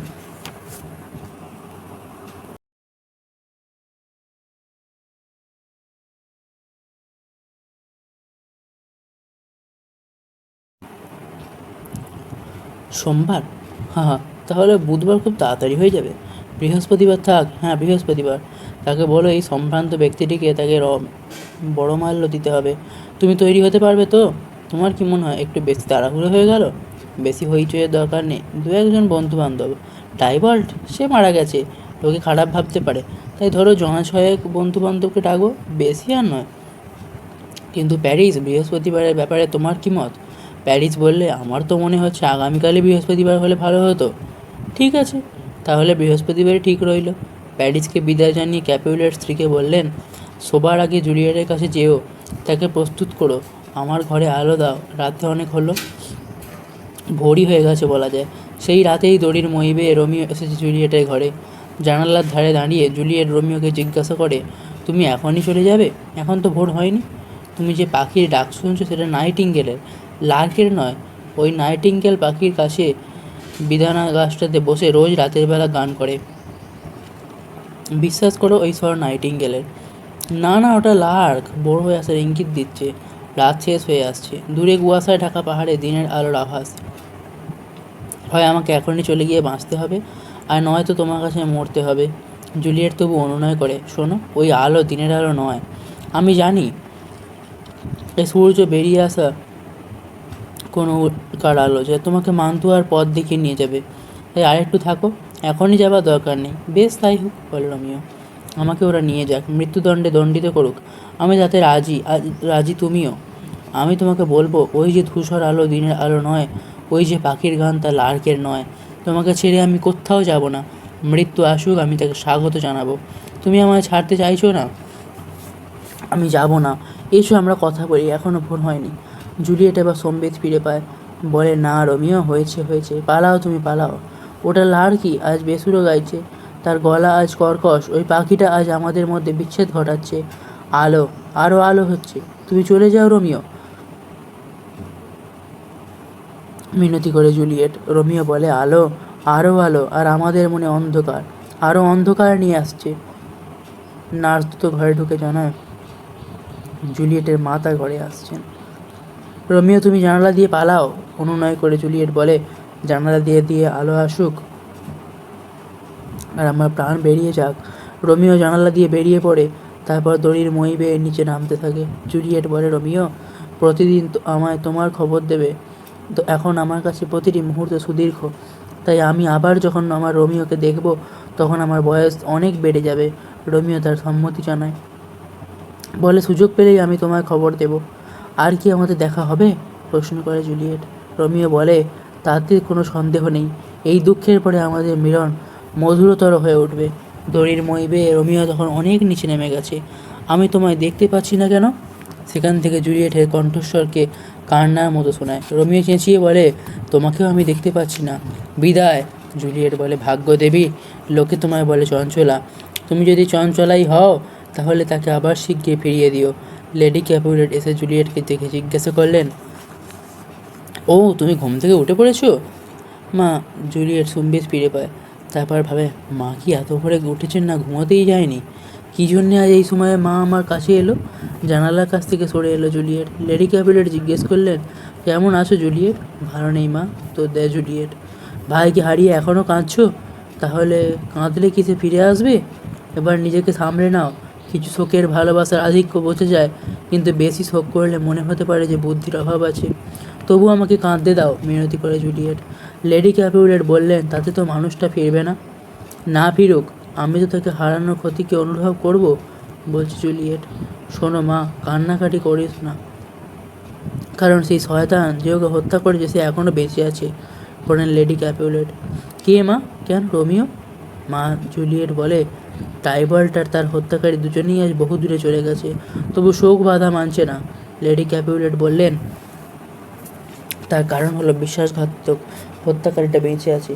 হ্যাঁ মা, ও আমাদের হাতের বাইরে। ভাইয়ের হত্যার প্রতিশোধ নেবার জন্য কোনো উপায় নেই, জুলিয়েট তার কান্না ভাজা গলায় বলে। সান্ত্বনা দিয়ে লেডি ক্যাপুলেট বললেন, তুই কাঁদিস না, আমরা রয়েছি কী করতে।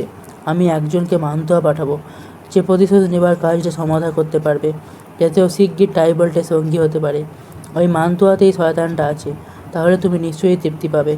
সেই একই রকম কান্না মেশানো গলায় জুলিয়েট বলে, হ্যাঁ মা, রোমিওকে মৃত না দেখা পর্যন্ত আমি সন্তুষ্ট হব না। আমার আত্মীয়ের মৃত্যুতে আমি এতটাই বিচলিত। যদি তুমি কোনো লোক পাও যে রোমিওকে হত্যার বিষ দিয়ে যাবে, তো আমি সেই বিষ তৈরি করে দেবো, যাতে রোমিও ধীরে ধীরে ঘুমিয়ে পড়ে। উফ, ওর নাম শুনলে আমার হৃদয়ে ঘৃণার সঞ্চার হচ্ছে। আমি তেমন লোকের খোঁজ করে দেখছি, লেডি ক্যাপুলেট বললেন। এখন তোমায় একটা সুখবর শোনাই। হ্যাঁ, এই দুঃখের সময় সুখবরের দরকার আছে। বলো মা, খবরটা কী? হ্যাঁ শোনা, তুই তো জানিস তোর বাবা তোর প্রতি কতটা নজর দেন। উনিই তোর বিয়ের দিন পাকা করে ফেলেছেন। কবে মা? সামনে বৃহস্পতিবার সকালে সম্ভ্রান্ত পরিবারের ছেলে প্যারিসের সঙ্গে সেন্ট পিটার্স গির্জায় তোমাকে কনে হিসেবে দেখাবে, যেখানে মানাবে ভালো। জুলিয়েট এবার বলে, সেন্ট পিটারের গির্জায় কনে হিসেবে আমার ভালো মানাবে না। এত তাড়াহুড়ো করছো কেন? আমি যাকে বিয়ে করবো সে সুখী হবে না, বরং কষ্টই পাবে। তুমি বাবাকে বলো আমি এখন বিয়ে করব না, আর বিয়ে করলেও প্যারিসকে তো নয়। আমি যাকে ঘৃণা করি বলে মনে করো সেই রোমিওকে করব। জুলিয়েটের কথা শুনে লেডি ক্যাপুলেট চমকে ওঠেন। তার স্বামীকে আসতে দেখে বলেন, বাবা আসছেন, যা বলবা তুমি নিজেই তাকে বলো, দেখো তিনি কিভাবে নেন। ক্যাপুলেট এলেন, সঙ্গে নার্স। ক্যাপুলেট বললেন, সূর্যাস্তের পরে বাইরে হিম পড়ে, কিন্তু আমার ভাইপোর মৃত্যুতে কত ঝমঝম করে বৃষ্টি নেমেছে। তারপর জুলিয়েটকে জিজ্ঞাসা করলেন, এখন কেমন আছো জুলিয়েট? এখনও চোখের জল ফেলছো? তোমার চোখ তো দেখি সমুদ্র, সেখানে চোখের জলের জোয়ার ভাটা। তুমি যেন একটা ভাসমান তরী, নোনা জলের সমুদ্রে ভাসছ, আর তোমার ওই দীর্ঘ শ্বাস হলো ঝড়। তারপর স্থির দিকে তাকে জিজ্ঞাসা করলেন, তুমি ওকে খবরটা দিয়েছো তো? বলেছি, কিন্তু ও রাজি নয়, বললেন লেডি ক্যাপুলেট। রাজি নয়? খেপে উঠলেন ক্যাপুলেট। ওর তো আমাদের ধন্যবাদ দেওয়া উচিত, ওর তো গর্বিত হওয়া উচিত। ও কি ওর ভালো বোঝে না? ওর তুলনায় বরং বেশি যোগ্য ছেলের সঙ্গে বিয়ে দিচ্ছি। জুলিয়েট শান্ত হয়ে বলে, গর্বিত হবার প্রশ্নই নেই, তবে তুমি নিশ্চয়ই আমাদের ধন্যবাদ আর হোক। প্রচণ্ড রেগে ক্যাপুলেট বললে, কেন কেন, কী যুক্তি তোমার? গর্বিত ধন্যবাদ আর হোক, গর্বিত করার প্রশ্ন নেই। এসব কোনো ধরনের কথাবার্তা? যে যাই বলো না কেন, বৃহস্পতিবার সেন্ট পিটার্স গির্জায় পরিবারের সঙ্গে তোমার বিয়েতে উপস্থিত থাকতে হবে। প্রস্তুত থেকো, নয়তো তোমার আমি টানতে টানতে নিয়ে যাব। বোকা মেয়ে, এখন চোখের সামনে থেকে চলে যাও। স্বামীকে শান্ত করতে এগিয়ে আসেন লেডি ক্যাপুলেট। বললেন, চুপ করো, তুমি কি পাগল হয়ে গেছো? জুলিয়েট নতজানু হয়ে অনুনয় করে, বাবা ধৈর্য ধরে আমার একটা কথা শোনো। কিন্তু কোনো কথাই শুনতে রাজি নন ক্যাপুলেট। বলেন, চুপ করে অবাধ্য মেয়ে, আমি তোমায় বলছি কি করতে হবে। তোমার বৃহস্পতিবার গির্জায় যেতে হবে, আর নয়তো আমার মুখদর্শন করবে না, আমার সঙ্গে কথা বলো না, তর্ক করো না। তারপর স্ত্রীকে উদ্দেশ্য করে ক্যাপুলেট বললেন, ভগবান আমাদের একটা সন্তান দিলে আমরা ভেবেছিলাম ভালোই হলো, এখন দেখছি ওই একটা সন্তানও বোঝা হয়ে দাঁড়াতে পারে। ওকে সন্তান হিসেবে পাওয়াটা তো যেন আমাদের কাছে অভিশাপ হয়ে দাঁড়িয়েছে। ওকে আমার সামনে থেকে নিয়ে যাও। নার্স আর চুপ করে থাকতে পারে না, বলে, লর্ড জুলিয়েট আপনাদের সংসারে আশীর্বাদ, কিন্তু তার স্বভাবের জন্য আপনিই দায়ী। ক্যাপুলেট ধমক দিলেন, কেন পণ্ডিতানি? ভালো চাও তো তুমি তোমার বকা ক্ষমা থামাও এখন। বৃদ্ধা নার্স তবু চুপ করে থাকতে পারে না, বলে, আমি তো খারাপ কিছু বলিনি। কেউ কি ফোন কোনো কথা বলবে না? চুপ করো মূর্খ, বুড়িদের আড্ডায় গিয়ে বকবক করো, এখানে দরকার নেই। শোনো, তুমি বড় বেশি রেগে গেছো। লেডি ক্যাপুলেট স্বামীকে শান্ত করতে চান, কিন্তু ক্যাপুলেট একই রকমভাবে বললেন, তোমার আমার পাগল করে দেবে। দিনে রাতে কাজে বিশ্রামে একা কিংবা বন্ধুদের মধ্যেও আমি ওর ভালো বিয়ের কথা ভেবেছি। এমন একটা ভালো সম্ভ্রান্ত পরিবারের ছেলে পাওয়া গেছে, সুপুরুষ, ঝকঝকে চেহারা, গুণী ছেলে, আর ও বলে কি না বিয়েই করবো না? আমি ভালোবাসতে পারবো না, আমার বয়স খুব কম, আমায় ক্ষমা করো। তোমাকে বিয়ে করতে হবে না, আমি ক্ষমাও করব, কিন্তু আমার বাড়িতে তোমার আর জায়গা হবে না। ভালো করে ভেবে দেখো, কথার কথা কিছু বলা আমার হাতে নেই। বৃহস্পতিবার এসে গেল, নিজেকে নিজে বোঝাও।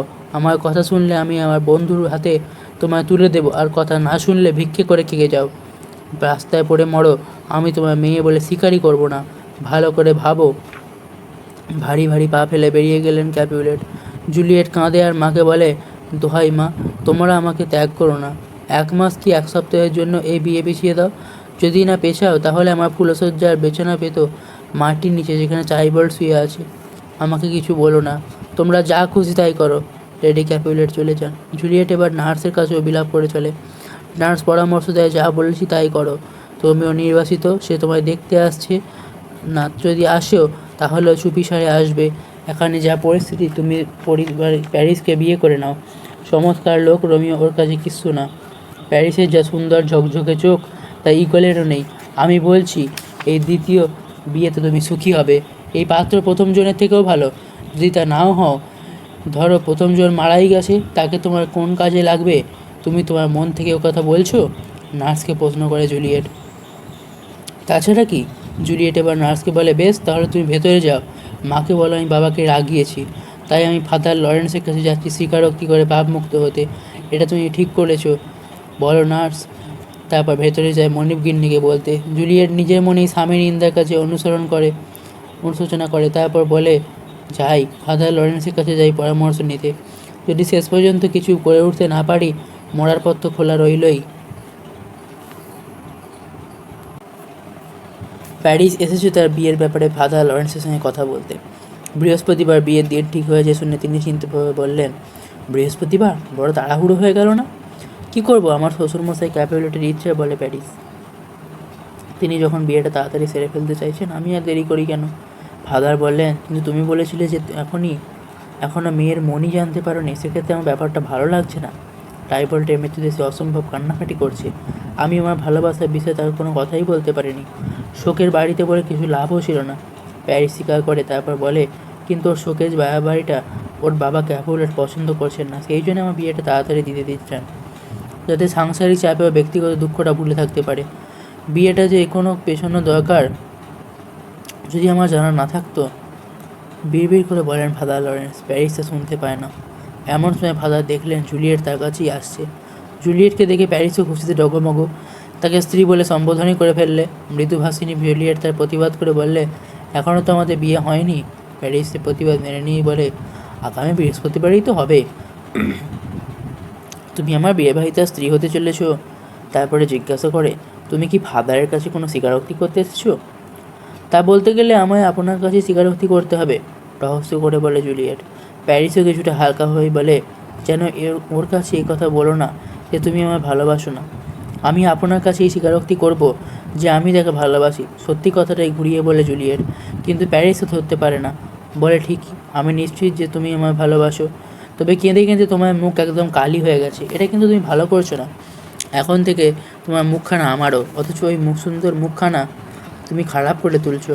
এটা অবশ্য ঠিকই যে আমার মুখ এখন আমার নয়। এইটুকু বলেই জুলিয়েট ফাদার লরেন্সের উদ্দেশ্যে চেঁচিয়ে বলে, ফাদার, আপনি এখন বিশ্রাম নিচ্ছেন, আমি কি তাহলে আপনার সন্ধ্যাবেলার প্রার্থনা সভায় আসবো? ফাদার লরেন্স বেরিয়ে বললেন, না, যা বলার এখনই বলো। তারপর প্যারিসের দিকে ফিরে বললেন, আমার নিজের মধ্যে একটু কথা বলতে চাই। প্যারিস হাসি হাসি মুখে বলে, হ্যাঁ হ্যাঁ, নিশ্চয়ই, আপনাদের কথাবার্তার সময় থাকলে ঈশ্বর আমায় শাস্তি দেবেন। তারপর জুলিয়েটের দিকে তাকিয়ে প্যারিস বললেন, জুলিয়েট, তাহলে আগামী বৃহস্পতিবার ভোরবেলা আমি তোমার ঘুম ভাঙাবো। আপাতত বিদায়। প্যারিস চলে গেলে জুলিয়েট ফাদারকে প্রশ্ন করে, ফাদার, এখন আমি কি করি? ফাদার বললেন, আমি তো সব জানি না, আর আমিও তার জন্যে কম কষ্ট পাচ্ছি না। আমি জানি যে সামনের বৃহস্পতিবার কাউন্টির মালিক প্যারিসের সঙ্গে তোমার বিয়ের দিন ঠিক হয়েছে, আর সেই তারিখ কোনোভাবে পেছনো যাবে না। ফাদার, এখন আমায় বলুন, কিভাবে এই বিয়ে আটকানো যাবে? যদি কোনো উপায় বলতে না পারেন, তাহলে আমার সামনে আত্মহত্যা করা ছাড়া অন্য কোনো পথ খোলা থাকবে না। ঈশ্বর আপনার মাধ্যমে আমার ও রোমিওর 2 হাতের মিলন ঘটিয়েছেন। এখন আমি যদি অন্য কারো পানি গ্রহণ করি, তাহলে দুজনের পক্ষেই তার মৃত্যুর কারণ হয়ে উঠবে। সুতরাং আপনি আপনার সুদীর্ঘ অভিজ্ঞতার সাহায্যে আমায় পরামর্শ দিন, আর আপনি আমার সম্মান রক্ষায় অপারগ হলে দেখবেন আমার হাতের এই ছুরিটা সমস্ত সমস্যার মীমাংসা করে দেবে। আপনি কোনো উপায় না বললে মৃত্যুই আমার কাম্য। কথা শেষ করে জুলিয়েট। ফাদার অনেস বললেন, ধৈর্য ধরো মা, আমি উপায়ের কথা ভেবেছি, কিন্তু একটা চরম ব্যবস্থা নেওয়ার প্রয়োজন হবে। যদি প্যারিসকে বিয়ে করলে তুমি মরতেই প্রস্তুত থাকো, তাহলে তুমি পন্থাটা নিয়ে দেখতে পারো। তোমার সাহস থাকলে আমি উপায় বলতে পারি। জুলিয়েট বলে, প্যারিসকে বিয়ে করার চাইতে আমি বরং দুর্গ প্রাকার হতে ঝাঁপ দিয়ে পড়তে পারি, দস্যু সংকীর্ণ পথে চলতে পারি, সাপেদের সঙ্গে কাটাতে পারি। তার চেয়ে বরং আমাকে গর্জনশীল ভল্লুকদের মাঝখানে শেকল দিয়ে বেঁধে রাখুন। গির্জার লাগোয়া যে ছোট ঘরে কবর থেকে পাওয়া মাথার খুলি আর হাড় রাখা থাকে, সেখানে লুকিয়ে থাকতে বলুন, কিংবা নতুন কোনো কবরে মাটির নিচে মৃতদেহের সঙ্গে লুকিয়ে থাকতে বলুন। যেসব কথা বললেই আমার শরীর ভয় কেঁপে উঠত, আজ আমি তা নির্ভয় এবং নির্দ্বিধায় করব। ফাদার লরেন্স বললেন, তাহলে শোনো, বাড়ি যাও, হাসি খুশি থাকবে, আর প্যারিসের সঙ্গে বিয়েতে সম্মতি জানাবে। আগামীকাল বুধবার ঘরে 1 কাপ শুয়ো, নার্সও যেন তোমার ঘরে না থাকে। আর এই নাও 1 শিশি মদিরা, বিছানায় শুয়ে এই মদিরাটুকু পান করো। খুব শিগগির তোমার চেতনা হারাবে। এখন কি তোমার নাড়ির গতিও বন্ধ হবে, শরীর ঠান্ডা হয়ে আসবে এবং নিঃশ্বাস পড়বে না। তোমার ঠোঁট ও গালের রক্তিম আভাও নষ্ট হয়ে যাবে, মনে হবে তুমি মৃত। আর এইভাবে তুমি থাকবে 42 ঘন্টা। তারপর যখন চেতনা ফিরবে মনে হবে সুন্দর গভীর ঘুমের ওপর জেগে উঠেছো। বৃহস্পতিবার সকালে যখন তোমাকে সবাই জাগাতে আসবে তখন দেখবে তুমি মৃত। এখন আমাদের দেশে প্রথা অনুযায়ী তোমাকে সেরা পোশাকে সাজিয়ে নিয়ে যাবে সেই সমাধিস্থলে যেখানে তোমার পূর্বপুরুষ সাহিত্য রয়েছে। এর মধ্যে আমি রোমিওর কাছে একটা চিঠি পাঠাচ্ছি। সেই চিঠি পেয়ে রোমিও এলে তোমার ঘুম ভাঙবে এবং সেই রাতেই রোমিও তোমাকে নিয়ে চলে যাবে মান্তুয়া। এই ব্যবস্থা তোমাকে বর্তমান লজ্জার হাত থেকে বাঁচাবে, অবশ্য এতক্ষণে যদি তোমার কোনো খেয়াল বা ভীতি মনে দৃঢ়তাকে নষ্ট না করে থাকে। থামুন, আমাকে এসব বলে ভয় দেখাতে পারবেন না, বলে জুলিয়েট। ফাদার বললেন, ভালো কথা, তাহলে এখন বাড়ি যাও ও যা বললাম করো। ইতিমধ্যে আমি একজন দ্রুতগামী অনুচরকে রোমিওর কাছে পাঠাচ্ছি। জুলিয়েট ফাদারের কাছ থেকে বিদায় নেয়। ফাদার লরেন্সের কাছ থেকে ফিরে জুলিয়েট বাবার কাছে নতজানু হয়ে ক্ষমা চায়। ক্যাপুলেট খুশিতে মনে বিয়ের তোড়জোড় শুরু করেন। জুলিয়েট নার্সকে বলে, চলো আমার ঘরে গিয়ে সাজের জন্য গয়নাগাটি ও পোশাক আশাক বার করো, আর বাছাই করার ব্যাপারে সাহায্য করবে। চলো। লেডি ক্যাপুলেট মেয়েকে বললেন, সে তো বৃহস্পতিবার, এখনও সময় আছে তো। ক্যাপুলেট অবশ্য নার্সকে জুলিয়েটের সঙ্গে যেতে নির্দেশ দেন, কারণ বুধবার তাকে গির্জায় যেতে হবে। জুলিয়েট ও নার্স চলে গেলে লেডি ক্যাপুলেট বললেন, আর তো সময় নেই, এর মধ্যে তৈরি হয়ে নিতে হবে। ক্যাপুলেট স্ত্রীকে ভরসা দেন, সব ঠিক হয়ে যাবে গিন্নি, আমি বলছি। জুলিয়েটের সঙ্গে যাও, ওর সাজার ব্যবহারে সাহায্য করো। আমি আজ আর শোবো না, কেবল একটু বিছানায় গড়িয়ে নেব। আমি জীবনে অন্তত এই একবার গৃহিণী ভূমিকা গ্রহণ করব। কি বলো? হ্যাঁ, ভালো কথা। আমি নিজেই কাল একবার প্যারিসের কাছে যাবো তাকে প্রস্তুত করতে। মেয়ের মত পরিবর্তন হলে মেজাজটা হালকা লাগছে। বুধবার রাতে জুলিয়েট তার পছন্দ সেই পোশাক বেছে নেয়। তারপর নার্সকে বলে, আজ আমি ঘরে একা থাকবো, পাপ মুক্তির জন্য আমি আজ প্রার্থনা করব। লেডি ক্যাপুলেট এসে মেয়েকে জিজ্ঞাসা করেন, খুব ব্যস্ত দেখছি, সাহায্য করবো নাকি? জুলিয়েট জবাব দেয়, না মা, আমার প্রয়োজনীয় জিনিসপত্র আমি বার করে নিয়েছি, আজ রাতে আমায় একা থাকতে দাও। নার্স আজ তোমার সঙ্গে থাকুক, তোমাকে সাহায্য করুক, কারণ তুমি নিশ্চয়ই ব্যস্ত থাকবে। লেডি ক্যাপুলেট নার্সকে নিয়ে চলে গেলেন। যাবার আগে জুলিয়েটকে বলে গেলেন সকাল সকাল শুয়ে পড়তে। জুলিয়েট ভাবে আবার কবে তার মা বাবার সঙ্গে দেখা হবে তা ঈশ্বর জানে। একটা ঠান্ডা স্রোত যেন তার শিরা উপশিরার মধ্যে দিয়ে প্রবাহিত হয়ে তার জীবনকে উত্তাপকে কমিয়ে দেয়। নার্সকে ডাকাতে গিয়ে থেমে যায় জুলিয়েট, ভাবে এ আমি কি করছি, আমায় তো একাই কাজটা করতে হবে। আচ্ছা, যদি অতিথিটা ঠিক কাজ না করে, তাহলে তো কাল সকালেই আমাকে বিয়ে করতে হবে। না না, তা সম্ভব নয়। ছবিটা পাশে রাখে জুলিয়েট। জুলিয়েট আরও ভাবে, যদি মনে হয় এমন হয় যে ফাদার লরেন্স আমার মৃত্যুর ঘটনার জন্য বিষ দিচ্ছেন, তা না হলে এই বিয়েতে তার সম্মান নষ্ট হতো, কারণ তিনি নিজের হাতে তো রোমিওর সঙ্গে আমার বিয়ে দিয়েছেন। সে ভয় আছে, তবু তো সম্ভবত নয়, কারণ ফাদার লরেন্স একজন ধার্মিক মানুষ হিসেবে পরিগণিত। আচ্ছা, আমাকে কবরের মধ্যে রাখার সময় রোমিও আসার আগেই যদি আমি জেগে উঠি, সে তো একটা ভয়ের ব্যাপার হবে। যদি আমি কবরের মধ্যে দম বন্ধ হয়ে মরে যাই, আর যদি বেঁচেও থাকি, তাহলেও পূর্বপুরুষদের কঙ্কালের পাশে শুয়ে থাকা কি ভয়ঙ্কর? সেখানে টাইবল্টের মৃতদেহ আজও তরতাজা, হয়তো সেখানে তার প্রেতাত্মা রোমিওর খোঁজ করছে। এমন হাজারো ভাবনায় জর্জরিত জুলিয়েট ফাদারের দেওয়া মদিরা পান করে তারপর ঢলে পড়ে ঘুমের কোলে। বৃহস্পতিবার রাত তখন শেষ হয়নি।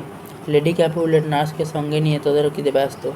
ক্যাপুলেট এসে তাড়াতাড়ি দেন, তাড়াতাড়ি করো, মোরগের ডাক শোনা যাচ্ছে, 3টে বাজে, মাংসটা ভালো করে তৈরি করো, খরচের কথা ভেবো না। নার্স ক্যাপুলেটকে বলে, আপনি একটুখানি গড়িয়ে নিন, তা না হলে সকালে আপনি অসুস্থ হয়ে পড়বেন। ক্যাপুলেট খোঁজ মেজাজে বলেন, আরে না না, বিশ্বাস করো, এর যে ছোটো কারণে আমি অনেক রাত জেগেছি, কখনো অসুস্থ হয়নি। হ্যাঁ, বয়সকালে নারী শিকারী হিসেবে তোমার পরিচিতি ছিল, সে তো জানি। সুযোগ পেয়ে স্বামীর সঙ্গে রসিকতা করতে ছাড়েন না লেডি ক্যাপুলেট। এরই ফাঁকে ভিতরে এসে পড়ে। তাদের হাঁক ডাকে মুখরিত হয়ে ওঠে ক্যাপুলেট বাড়ি। দূরে বাজনার শব্দ শোনা যায়। ক্যাপুলেট ব্যস্ত হয়ে বলেন, বোধহয় কাউন্টি আসছে। নার্স, যাও জুলিয়েটকে ঘুম থেকে তোলো, তৈরি করে নাও, আমি ততক্ষণ প্যারিসের সঙ্গে গল্প করছি, তাড়াতাড়ি করো, তাড়াতাড়ি করো। নার্স মিষ্টি কথায় জুলিয়েটে ঘুম ভাঙাতে চেষ্টা করে। কোন ফল হচ্ছে না দেখে জোরে জোরে ডাকতে থাকে। শেষ পর্যন্ত আর্তনাদ করে ওঠে, হায় কপাল, জুলিয়েট মারা গেছে। লেডি ক্যাপুলেট ছুটে এলেন। তিনি চিৎকার করে ওঠেন, জুলিয়েট, একবার চোখ মেলে তাকা মা, নয়তো আমিও তোর সঙ্গে মরে যাব। ক্যাপুলেট এলেন। নার্স ও লেডি ক্যাপুলেট একই সঙ্গে চিৎকার করে উঠলেন, ও মারা গেছে, ও মৃত। ক্যাপুলেট ভালো করে দেখলেন মেয়েকে, তারপর বললেন, হ্যাঁ, ওর সমস্ত শরীর তো ঠান্ডা হয়ে গেছে, ও আর জীবিত নেই। যেমন করে অসময়ের কুয়াশা বাগানে সুন্দরতম ফুলটিকে ঢেকে ফেলে, তেমন করে মৃত্যু জুলিয়েটকে আবৃত করেছে। কি দুঃখের দিন! কেঁদে ওঠেন লেডি ক্যাপুলেটর। নার্স শোকে আপ্লুত হন ক্যাপুলেটর। ফাদার লরেন্স প্যারিস ও ব্যাধকরা এলেন। ফাদার জিজ্ঞাসা করলেন, কী ব্যাপার, গির্জায় যাওয়ার জন্য কোণে তৈরি তো? ভীষণভাবে ক্যাপুলেট বললেন, হ্যাঁ তৈরি, তবে ফিরে আসার জন্য নয়। প্যারিসকে উদ্দেশ্য করে ক্যাপুলেট বললেন, পুত্র, বিয়ের আগের দিনই তোমার ভাবি স্ত্রী পৃথিবী ছেড়ে চলে গেল। ওই দেখো ফুলের মতো শুয়ে আছে। এখন মৃত্যুই আমার জামাই, মৃত্যু আমার উত্তরাধিকারী। আমার কন্যার সাথে বিয়ে হয়েছে তার। আমি মরব। জীবন সম্পদ যা কিছু তা আমি মৃত্যুর পায়ে সমর্পণ করব। হাহাকার করেন ক্যাপুলেট। প্যারিসও দুঃখের সঙ্গে বলে, আমার বিয়েটা যদি আগে হতো তাহলে হয়তো এই দৃশ্য দেখতে হতো না। কি ভয়ঙ্কর দুঃখের দিন! এমন বেদনাদায়ক দিন আর কখনো আসেনি। এটাই সান্ত্বনা যে তার মৃত্যু আমার চোখে দেখতে হয়নি। একইভাবে নার্সও বিলাপ করে চলে। বিলাপ করেন ক্যাপুলেটও। ফাদার লরেন্স বললেন, তোমরা শান্ত হও। সবাই কান্নাকাটি করলে জীবনে ফিরে আসবে না। যে আজ স্বর্গে গেছে সেখানে একদিন সবাইকেই যেতে হবে। তোমরা তাকে এত ভালোবাসো যে পাগল হয়ে গেছো। চোখের জল মোছো ও প্রথাগত অন্ত্যেষ্টিক্রিয়ার জন্য প্রস্তুত হও। ক্যাপুলেট তবু সান্ত্বনা পান না। বলেন, উৎসব আজ শোক উৎসবে পরিণত হলো। বাজনার সুরশক্তিতে রূপান্তরিত হলো। বিয়ের আনন্দ দুঃখের অনুষ্ঠানে পরিবর্তিত হলো। যে ফুল দিয়ে কোণে সাজানোর কথা ছিল, সে ফুল এখন দেওয়া হবে তার সমাধিতে। সব কিছু কেমন বদলে গেল। ফাদার লরেন্স সবাইকে বলেন, আপনারা সব ভেতরে যান ও জুলিয়েটের শেষ যাত্রার জন্য প্রস্তুত হন। নার্স ও বাজনদারেরা ছাড়া সবাই ভেতরে যায়। জনৈকা বাজনদার নার্সকে জিজ্ঞাসা করে, আমরা কি তাহলে বাজনা গুটিয়ে বিদায় নেব? নার্স উত্তর দেয়, হ্যাঁ তাহলে করো। বুঝতেই তো পারছো আজ দুঃখের দিন। বাজনাদাররা দুঃখূর্ণ হয় তাড়াতাড়ি পাতাড়ি গুটোয়। মান্তুয়ায় বসে রোমিও জুলিয়েটের খবরের জন্য অধীর আগ্রহে অপেক্ষা করছে। সেদিন সে খুশি ছিল কারণ সে স্বপ্ন দেখেছে তার প্রেমিকা তার কাছে এসেছে, যদিও সে তখন মৃত। রোমিও ভাবে স্বপ্নটা বড় অদ্ভুত, কারণ সেখানে মৃত ব্যক্তিকেও ভাবতে দেখা গেছে। কিন্তু প্রেমিকা সে ঠোঁটে চুম্বন করা মাত্র সে প্রাণ ফিরে পেয়েছে এবং সে হয়েছে সম্রাট। রোমিও ভাবে প্রেমের স্বপ্নে যেখানে এত আনন্দের, সেখানে প্রেম না জানি কত মধুর। বৃত্ত বালতাজারকে আসতে দেখে রোমিও এগিয়ে যায়। জিজ্ঞাসা করে, তোর ভেরোনার খবর কি বালতাজার? ফাদারের কাছ থেকে কোনো চিঠি আসেনি? বাবা কেমন আছেন? জুলিয়েট কেমন আছে? আমি এই প্রশ্নটা আবার করলাম কারণ সে সব ভালো থাকলেই সব ভালো। বালথাজার বলে, তাহলে বলবো সে ভালো আছে, আর তার মানেই সব ভালো। আমি তাকে গির্জার ঘরে ঘুমোতে দেখেছি, কিন্তু তার অমর আত্মা চলে গেছে পরীদের রাজ্যে। আমি দেখেছি যে তাকে ছোট্ট কুঠুরিতে শোয়ানো আছে, আর তো দেখা মাত্র আপনাকে খবর দিতে চলে এসেছি। এই খারাপ খবর আমার জন্য আমি দুঃখিত, কিন্তু আমি কেবল আমার কর্তব্য করেছি। রোমিও হতবাক হয়ে বলে, তাই? আর আমি কিচ্ছু মানতে রাজি নই। আমায় কালি আর কাগজ দাও আর ঘোড়া ভাড়া করো, আমি আজ রাতেই রওনা দেবো। বালথাজার চলে গেলে রোমিও বলে, জুলিয়েট, আজ রাতে আমি তোমার পাশে শোবো। রোমিও তার পরিচিত এক দরিদ্র ওঝার কাছে আসে। বড় রকমের অর্থের বিনিময়ে সে তার কাছে চায় তীব্র বিষ, যা কয়েক মুহূর্তে মৃত্যু ডেকে আনবে। ওঝা বললে, সেরকম বিষ আমার কাছে আছে, কিন্তু মান্তুয়ার আইন অনুযায়ী সে বিক্রয়ের শাস্তি মৃত্যু। এত দুঃখী দরিদ্র মানুষ তুমি, অথচ মরতে চাও? বলে রোমিও, তুমি আধ পেটা খেয়ে থাকো, সেটা তোমার চোখ দেখলেই বোঝা যায়। ভিক্ষেই তোমার অবলম্বন। এই পৃথিবী বা পৃথিবীর আইন তোমায় দেখেনি। পৃথিবীতে কোনো আইন নেই যা তোমাকে ধনী করে দেবে। তা আছে তুমি আইন ভাঙো আর টাকাটা নাও। ওঝা বলে, আমি গরিব, কিন্তু আমার মন চাইছে না। আমি তোমার দারিদ্র্য দূর করার জন্য টাকা দিচ্ছি, মনের তৃপ্তির জন্য নয়। রোমিওর কথায় তার দূর হাতে বিষ তুলে দিয়ে ওঝা বলে, কোনো তরল পদার্থে এই বিষ মিশিয়ে পান করবেন। 20 জনের শক্তি ধরলেও এই বিষ ওঝা পরপারে পাঠিয়ে দেবে। ওঝাকে টাকা দিয়ে রোমিও বলে, আমিও তোমাকে বিষ দিলাম যা মানুষকে আত্মহত্যা করে। তোমার দেওয়া বিষের থেকেও তা আরও মারাত্মক। আমি বরং তোমায় বিষ বিক্রয় করলাম, তুমি আমাকে করনি বিদায়। তুমি খাবার দাবার করো আর গায়ে মাংস লাগাও, আর আমি যা পেলাম তা বিষ নয়, অমৃত। চলো অমৃত, আমার সঙ্গে জুলিয়েটের সমাধিস্থলে চলো, সেখানে আমি তোমায় পান করব। ফাদার লরেন্স গির্জার জন্য অন্য এক সাধু ফাদার জনের হাত দিয়ে একটা চিঠি পাঠিয়েছিল রোমিওকে। ফাদার জন সঙ্গী হিসেবে কাউকে পাওয়ার জন্য আরেকজন সাধুর কাছে যান। ওই সাধু তখন এক মুমূর্ষু রোগীর সেবা করছিলেন। শহরের প্রহরীরা মনে করে রোগী কোনো সংক্রামক ব্যাধিতে ভুগছে এবং সেটা যাতে না ছড়ায় তার জন্য রোগীর সঙ্গে 2 সাধুকেও ঘরে বন্ধ করে রেখে চলে যায়। ফলে তার পক্ষে মান্তুয়া যাওয়া সম্ভব হয়নি, আর রোমিওর কাছে ফাদারের চিঠিটাও পৌঁছয়নি। ফাদার জনের মুখে এই বিবরণ শুনে ফাদার লরেন্স আক্ষেপ করেন যে ওই চিঠি রোমিওর হাতে না পৌঁছলে বড় রকমের বিপদ হতে পারে। ফাদার জনকে তিনি একটি লোহার বাটালি আনতে বলেন।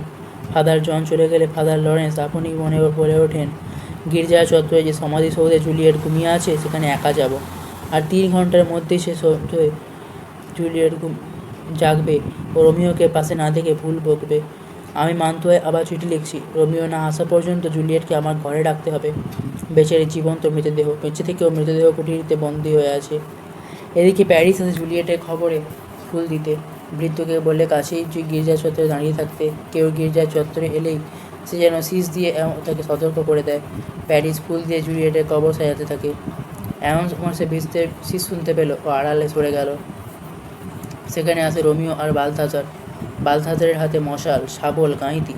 বালথাজারের হাত থেকে শাবল আর গাঁইতিটা নিয়ে রোমিও তার হাতে একটা চিঠি দিয়ে বলে সকালে এসে যেন চিঠিটা তার বাবাকে দেয়। মশালটা বালথাজারের হাত দিয়ে রোমিওকে বলে, এখন আমি যা করবো সে কাজে তুমি বাধা দিও না। আমি কবরের মধ্যে নেমে আমার প্রেয়সীর মুখ দেখব আর তার হাতের আঙুল থেকে মূল্যবান আংটিটা খুলে নেব আমার নিজের কাজে ব্যবহারের জন্য। তুমি এখন চলে যাও। আবার এদিকে আসার চেষ্টা করলে তোমার শরীর টুকরো টুকরো করে গির্জা চত্বরে ছড়িয়ে দেবো। বালথাজার চলে যাওয়ার পরে রোমিও জুলিয়েটের সমাধিসৌধের কাছে এসে বলে, মৃত্যুর জঠর, তুমি পৃথিবীর শ্রেষ্ঠ সম্পদকে গ্রাস করেছো। কবরের দরজা খোলার পর সে আবার বলে, তোমার মুখে আজ আমি আবারও খাবার পড়ে দেব। আড়াল থেকে প্যারিস লক্ষ্য করে। সে ভাবে সে নির্বাসিত পাজি মন্টেগুটে এসেছে। সে আমার প্রেমিকা খুড়তুতো ভাইকে হত্যা করেছে, এখন এসেছে জুলিয়েটের মৃতদেহের কোনো ক্ষতি সাধন করতে। চিৎকার করে বলে, তুই ধরা পড়ে গেছিস? মৃত্যুর পরেও কি বিদ্বেষের শেষ নেই? আমার সঙ্গে চল, তোকে মরতে হবে। হ্যাঁ হবে, আর মরতেই তো আমি এসেছি, বললে রোমিও। কিন্তু তুমি এখান থেকে চলে যাও, তোমাকে হত্যা করতে বাধ্য করে আমার পাপের বোঝা বাড়িও না। আমি আজ নিজের থেকেও তোমাকে বেশি ভালোবাসি। আমি আত্মঘাতী হতেই এখানে এসেছি। তুমি এখানে থেকো না, চলে যাও, বাঁচো আর পরে বলো এক পাগল দয়া করে তোমায় পালাতে বলেছিল। প্যারিস তবু রোমিওকে বাধা দিতে বদ্ধপরিকর। দুজনেই মধ্যে লড়াই শুরু হয়। প্যারিসের ভৃত্য যায় প্রহরীকে ডাকতে, এরই রোমিও তরবারির আঘাতে প্যারিস পড়ে যায়। মৃত্যুর পূর্ব মুহূর্তে সে রোমিওকে অনুরোধ করলো, যদি সত্যি তোমার মধ্যে দয়া থাকে তাহলে এই সমাধির তলায় জুলিয়েটের পাশে আমাকে শুইয়ে দিও। রোমিও বলে, তাই হবে। যতদূর মনে হচ্ছে আমি শুনেছিলাম তোমার সঙ্গে জুলিয়েটের বিয়ে হওয়ার কথা ছিল। আমি তোমাকে একই সমাধিতে সমাধিস্থ করব। সমাধি না, সমাধি কেন বলবো, এ তো এক বাতিঘর। জুলিয়েট এখানে শুয়ে আছে আর তার সৌন্দর্যের আলোয় সমস্ত কুটুরি আলোকিত। আমার প্রেয়সী মৃত্যু তোমার জীবনের সমস্ত মধু পান করে নিয়েছে, তবু তোমার সৌন্দর্যকে ম্লান করতে পারেনি। তুমি মৃত্যুতেও পরাজিত নও। সৌন্দর্য আজ তোমার রক্তিম ঠোঁট ও গালে লেগে রয়েছে। মৃত্যুর বিবর্ণ পতাকা তাকে স্পর্শ করতে পারেনি। ডাইবল্টের কবরের দিকে তাকিয়ে রোমিও বলে, ডাইবল্ট, তুমি শরীরে শুয়ে আছো, তুমি আমায় ক্ষমা করো। জুলিয়েট, তুমি কেন এখন এত সুন্দর? মৃত্যুও কি তোমাকে প্রেমিকা হিসেবে গ্রহণ করেছে? সেই আশঙ্কাতেই আমি তোমার সঙ্গে থাকবো। এই অন্ধকারের প্রাসাদ ছেড়ে কোথাও যাব না। এটাই হবে আমার চির বিশ্রামের জায়গা। এখান থেকেই আমি এই পৃথিবীর অবসাদ আর যন্ত্রণার উপশম ঘটাবো। শেষবারের মতো আমি তোমাকে দিকে তাকালাম। জুলিয়েট, শেষবারের মতো আমার আলিঙ্গন গ্রহণ করো, আর তোমার ওই ঠোঁট যা দিয়ে তুমি জীবনবায়ু গ্রহণ করেছো তা আমার শেষ চুম্বন গ্রহণ করো। ওঝার কাছ ঠিকানা বিষ পান করে রোমিও। তার দ্রুত মৃত্যু হয়। সমাধি কুঠুরিতে এলেন ফাদার লরেন্স ও বালথাজার। সমাধির ভেতরে আবিষ্কৃত হলো রোমিও ও প্যারিসের মৃতদেহ। এমন সময় ঘুম ভাঙল জুলিয়েটের। চোখ মেলিয়ে জুলিয়েট ফাদারকে দেখে জিজ্ঞাসা করে, ফাদার, আমার স্বামী কোথায়? আমার মনে পড়ছে যেখানে আমার থাকার কথা সেখানেই আছি, কিন্তু রোমিও কই? ফাদার উত্তর দিলেন, জুলিয়েট, এক অস্বাভাবিক ঘুম থেকে তুমি জেগে উঠেছো, কিন্তু আমরা যা ভেবেছিলাম তা হলো না। তোমার স্বামী তোমার বুকে মাথা রেখে মৃত্যুবরণ করেছে। প্যারিসও তাই। তুমি আমার সঙ্গে এসো, আমি তোমার সন্ন্যাসিনীদের হাতে তুলে দিই। প্রশ্ন করো না, কারণ প্রহরীরা আসছে। চলো জুলিয়েট, আর এখানে থাকা আমাদের পক্ষে নিরাপদ হবে না। জুলিয়েট দৃঢ়স্বরে বলল, আপনি যান, আমি যাব না। ফাদার চলে গেলেন। জুলিয়েট দেখলো তার স্বামীর হাতের মুঠে একটা পেয়ালা। সে বলে, বিষ? সবটাই তুমি পান করেছো? এক ফোঁটাও আমার জন্য রাখলে না? আমি তোমার ঠোঁট চুম্বন করবো, হয়তো সেখানে লেগে থাকা কিছু বিষ আমারও মৃত্যু ডেকে আনবে। মৃত রোমিওকে চুম্বন করে জুলিয়েট, তারপর বলে, রোমিও, তোমার ঠোঁট আজও কি উষ্ণ? বাইরে থেকে লোকজনের আওয়াজ শোনা যায়। তাহলে আমার আর বেশিক্ষণ বেঁচে থাকা চলবে না। রোমিওর কোমরে ছুরিটা খুলে নিজের বুকে বসিয়ে দেয় জুলিয়েট, এবং সঙ্গে সঙ্গে তারও মৃত্যু হলো। প্রহরীরা আসে। সমাধিতলে বিভৎস দৃশ্য দেখে তারা ক্যাভিউলেট ও মন্টেগুদের ডাকতে পাঠায়। দুজন প্রহরী বালথাজার ও ফাদার লরেন্সকে ধরে নিয়ে আসে। অনুচরদের সঙ্গে করে ভেরোনার রাজারাও এসে পৌঁছলেন ক্যাপিউলেট ও লেভি ক্যাপিউলেট। ক্যাপিউলেট বিস্ময়ের সঙ্গে জিজ্ঞাসা করলেন, এত চেঁচামেচি কিসের? রাস্তায় লোকেরা কখনো রোমিও, কখনো জুলিয়েট, কখনো প্যারিসের নাম ধরে কী সব বলাবলি করেছে। তারপর ছুটে আসে সমাধিস্থলের দিকে। কি হয়েছে? উদ্বেগের সঙ্গে জিজ্ঞাসা করেন লেডি ক্যাপুলেট। রাজাও বলেন, সাংঘাতিক কিছু হয়েছে মনে হচ্ছে। জনৈক প্রহরী জানায়, জুলিয়েটের সমাধিতলে রোমিও ও প্যারিসের মৃতদেহ পড়ে আছে। জুলিয়েটের মৃতদেহ তো ছিলই, আমাদের দেখতে হবে কি করে এই জঘন্য হত্যাকাণ্ড ঘটল। চিন্তিত মুখে রাজা বললেন, প্রহরী জানায়, আমরা দুজনকে পেয়েছি, একজন ফাদার লরেন্স ও একজন রোমিওর ভৃত্য। তাদের হাতে মৃত ব্যক্তিদের কবর খোঁড়ার যন্ত্রাদি রয়েছে। ক্যাপুলেট হঠাৎ চেঁচিয়ে উঠে বললেন, কি সর্বনাশ! দেখো, আমাদের মেয়ের শরীরে রক্তপাত হচ্ছে। দেখো, ওর শরীরে একটা ছোড়া বিঁধে আছে, আর রোমিওর কোমরে ছোড়ার খাপটা শূন্য। লেডি ক্যাপুলেট বললেন, এ ভয়ঙ্কর। এ দৃশ্য দেখাও যেন বিভীষিকা। এই সময় মন্টেগু এসে পৌঁছলেন। রাজা তাকে বললেন, আসুন মন্টেগু, এত ভোরে এখানে এসে আপনাকে আপনার পুত্র উত্তরাধিকারীকে মৃত দেখতে হবে। মন্টেগু বিলাপ করে ওঠেন, হায়, এ আমার কি হলো! ছেলের নির্বাসন সইতে না পেরে আমার স্ত্রী আজ রাতে আমাদের ছেড়ে চলে গেল। ভাগ্যের ষড়যন্ত্র আর আমার কত সইতে হবে! তাকাও, তোমার মৃত ছেলের মুখ তোমায় দেখতে হবে, রাজা মন্টেগুকে উদ্দেশ্য করে বললেন। কিন্তু মন্টেগু কাঁদতে কাঁদতে বললেন, এ কি নিয়ম যে বাবাকে তার মৃত ছেলেকে দেখার জন্য বাধ্য করা হচ্ছে? কিছুক্ষণের জন্য মুখ বন্ধ করে রাখুন। মন্টেগুকে মৃত্যু ধমক দেন রাজা। আমরা আগে জানি কিভাবে এই ভয়ানক কাণ্ডটা হলো, তারপর আমরা আপনার দুঃখের ভাগিদার হব। তিনি প্রহরীদের নির্দেশ দিলেন সন্দেহভাজনদের সামনে আনতে। ফাদার লরেন্স এগিয়ে এসে বললেন, স্থানকালের পরিপ্রেক্ষিতে আমিই সবচেয়ে সন্দেহভাজন ব্যক্তি, আর আমি আজ আপনাদের সামনে দোষ স্বীকার করছি ও ক্ষমা প্রার্থনা করছি। রাজা ফাদার লরেন্সকে নির্দেশ দিলেন কী ঘটেছে জানাতে। যা ঘটেছে আমি সংক্ষেপে বলছি। ঘটনা বিবরণ দিতে শুরু করলেন ফাদার। রোমিও জুলিয়েটের স্বামী। আমি তাদের বিয়ে দিয়েছিলাম, কিন্তু যেদিন তাদের এই গোপন বিয়ে হয় সেই দিনই টাইবল্টে হত্যাকাণ্ডটি ঘটে। রোমিওকে নির্বাসন দণ্ড দেওয়া হয়। টাইবল্টের জন্য নয়, রোমিওর জন্যই জুলিয়েট কাতর হয়ে পড়ে। ক্যাপুলেট তার দুঃখ হ্রাস করার জন্য প্যারিসের সঙ্গে তার বিয়ের ব্যবস্থা করেন। এরপর জুলিয়েট এসে আমাকে বলে, যদি তার দ্বিতীয় বিয়েকে বন্ধ করার উপায় আমি না বলতে পারি, তাহলে সে এই মুহূর্তেই আমার ঘরে আত্মহত্যা করবে। আমি তখন তাকে বলতে পারি একটা ঘুমের ওষুধ দিই, যার প্রতিক্রিয়া তাকে মৃত বলেই মনে হবে। ইতিমধ্যে আমি রোমিওকে খবর পাঠাই যাতে সে সেই রাতে সমাধি গহ্বর থেকে তাকে উদ্ধার করে নিয়ে যেতে পারে। কিন্তু ফাদার জন, যিনি আমার চিঠিটা নিয়ে যাচ্ছিলেন, এক দুর্ঘটনাবশত সেখানে পৌঁছতে পারেননি ও আমার লেখা চিঠি আমার কাছে ফেরত আসে। জুলিয়েটের ঘুম ভাঙার পূর্ব মুহূর্তে আমি সমাধি গহ্বরে প্রবেশ করি। আমি চেয়েছিলাম রোমিওর কাছে না পাঠানো পর্যন্ত তাকে আমার ঘরে রাখতে, কিন্তু এখানে এসে আমি রোমিও ও প্যারিসের মৃতদেহ পড়ে থাকতে দেখি। জুলিয়েট জেগে ওঠে। আমি তাকে দুঃখ সহ্য করতে সমাধি থেকে বেরিয়ে আসতে অনুরোধ করি। এমন সময় লোকজন আসার শব্দ হয়, আর সেও আমার সঙ্গে না বেরোতে দৃঢ় প্রতিজ্ঞ থাকে এবং মনে হচ্ছে সে আত্মঘাতী হয়। আমি যা জানি বললাম। তার বিয়ের ব্যাপারে নার্সও সাক্ষী আছে। এসব যদি আমার দোষের হয়ে থাকে, তাহলে আইনের বিচারে জেনে সময়ের কিছু আগেই এ বৃদ্ধ জীবনের অবসান হয়।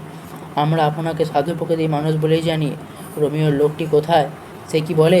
জানতে চান রাজা। বালথাজার বলে, জুলিয়েটের মৃত্যুর খবর আমি হুজুরকে দিয়েছিলাম। তিনি সঙ্গে সঙ্গে ঘোড়ায় করে মান্তুয়া থেকে সমাধিসৌধে চলে আসেন। তারপর তার বাবাকে দেবার জন্য একটা চিঠি আমার হাতে দিয়ে সেখান থেকে চলে যেতে বললেন। সৌধের কুঠুরিতে যাওয়ার সময় আমাকে ভয় দেখালেন যে আমি যেন সেখান থেকে চলে না যাই, তাহলে আমাকে খুন করে ফেলবেন। রাজা রোমিও চিঠিটা নিয়ে বললেন। তারপর প্যারিসের ভৃত্যকে জিজ্ঞাসা করলেন, তোমার প্রভু এখানে এলেন কেন? ভৃত্য বলে, তিনি ওই মহিলার সমাধিতে ফুল চড়াতে এসেছিলেন এবং তাকে আমাকে বলেছিলেন দূরে সরে দাঁড়াতে, তাই আমি করেছিলাম। হঠাৎ নজরে পড়ল আলো হাতে একজন ওই কবরের মুখ খুলতে আসছে। তারপর গিয়ে দেখি প্রভুর সঙ্গে তার লড়াই হচ্ছে। তখন আমি প্রহরী খুঁজতে যাই। রোমিওর চিঠি পড়ে রাজা বললেন, চিঠি থেকে সব কিছুই বোঝা যাচ্ছে। রোমিও বলেছে যে একজন দরিদ্র ওঝার কাছ থেকে সে বিষ কিনেছিল এবং সে জুলিয়েটের কবে মরতেই এসেছিল। ক্যাপুলেট, মন্টেগু, আপনারা দেখুন আপনাদের পারিবারিক শত্রুতা ও বিদ্বেষ কী ভয়াবহ পরিণতি ডেকে এনেছে, আর আপনাদের জন্য আমিও আমার এক আত্মীয়কে হারলাম। ক্যাপুলেট মন্টেগু দিকে এগিয়ে এলেন, বললেন, ভাই, তোমার হাতটা দাও, এটা আমার মেয়ের জন্যে। মন্টেগু আবার আবেগের সঙ্গে বললেন, কিন্তু আমি তোমায় আর কিছু দেব। আমি সোনা দিয়ে জুলিয়েটের প্রতিকৃতি তৈরি করাবো। তার চেয়ে মূল্যবান আর কোনো প্রতিকৃতি ভেরোনায় নির্মিত হবে না, এবং এই মূর্তির জন্য ভেরোনার খ্যাতি চারিদিকে ছড়িয়ে পড়বে। ক্যাপুলেট বললেন, তার পাশে আমিও সোনার রোমিও তৈরি করে দেব। সকাল হয়ে আসছে। রাজা বললেন, দুঃখের মধ্যে দিয়ে শান্তি নেমে এলো। আজ আকাশে মেঘ জমে আছে, হয়তোবা দুঃখের জন্যেই সূর্য আজ তার মুখ দেখাবে না। আজকে এই দুঃখজনক ঘটনা নিয়ে অনেক আলোচনা হবে। কাউকে ক্ষমা করা হবে, কেউ শাস্তি পাবে, কারণ রোমিও জুলিয়েটের মধ্যে এত বেদনাদায়ক ঘটনা এর আগে কখনো ঘটেছে বলে তা আমার তো মনে হয় না। এখানেই শেষ হলো রোমিও জুলিয়েট, উইলিয়াম শেক্সপিয়ার রচিত ট্র্যাজেডি। 12ই মে 2022 এই পর্ব শুধুমাত্র ভেবে দেখতে পারেন এই চ্যানেলে সম্প্রচারিত। গল্প পাঠ ও সম্পাদনায় ছিলাম আমি তমনাশ। শেষ হচ্ছে থার্সডে থার্সডের এই পর্ব, রোমিও ও জুলিয়েট।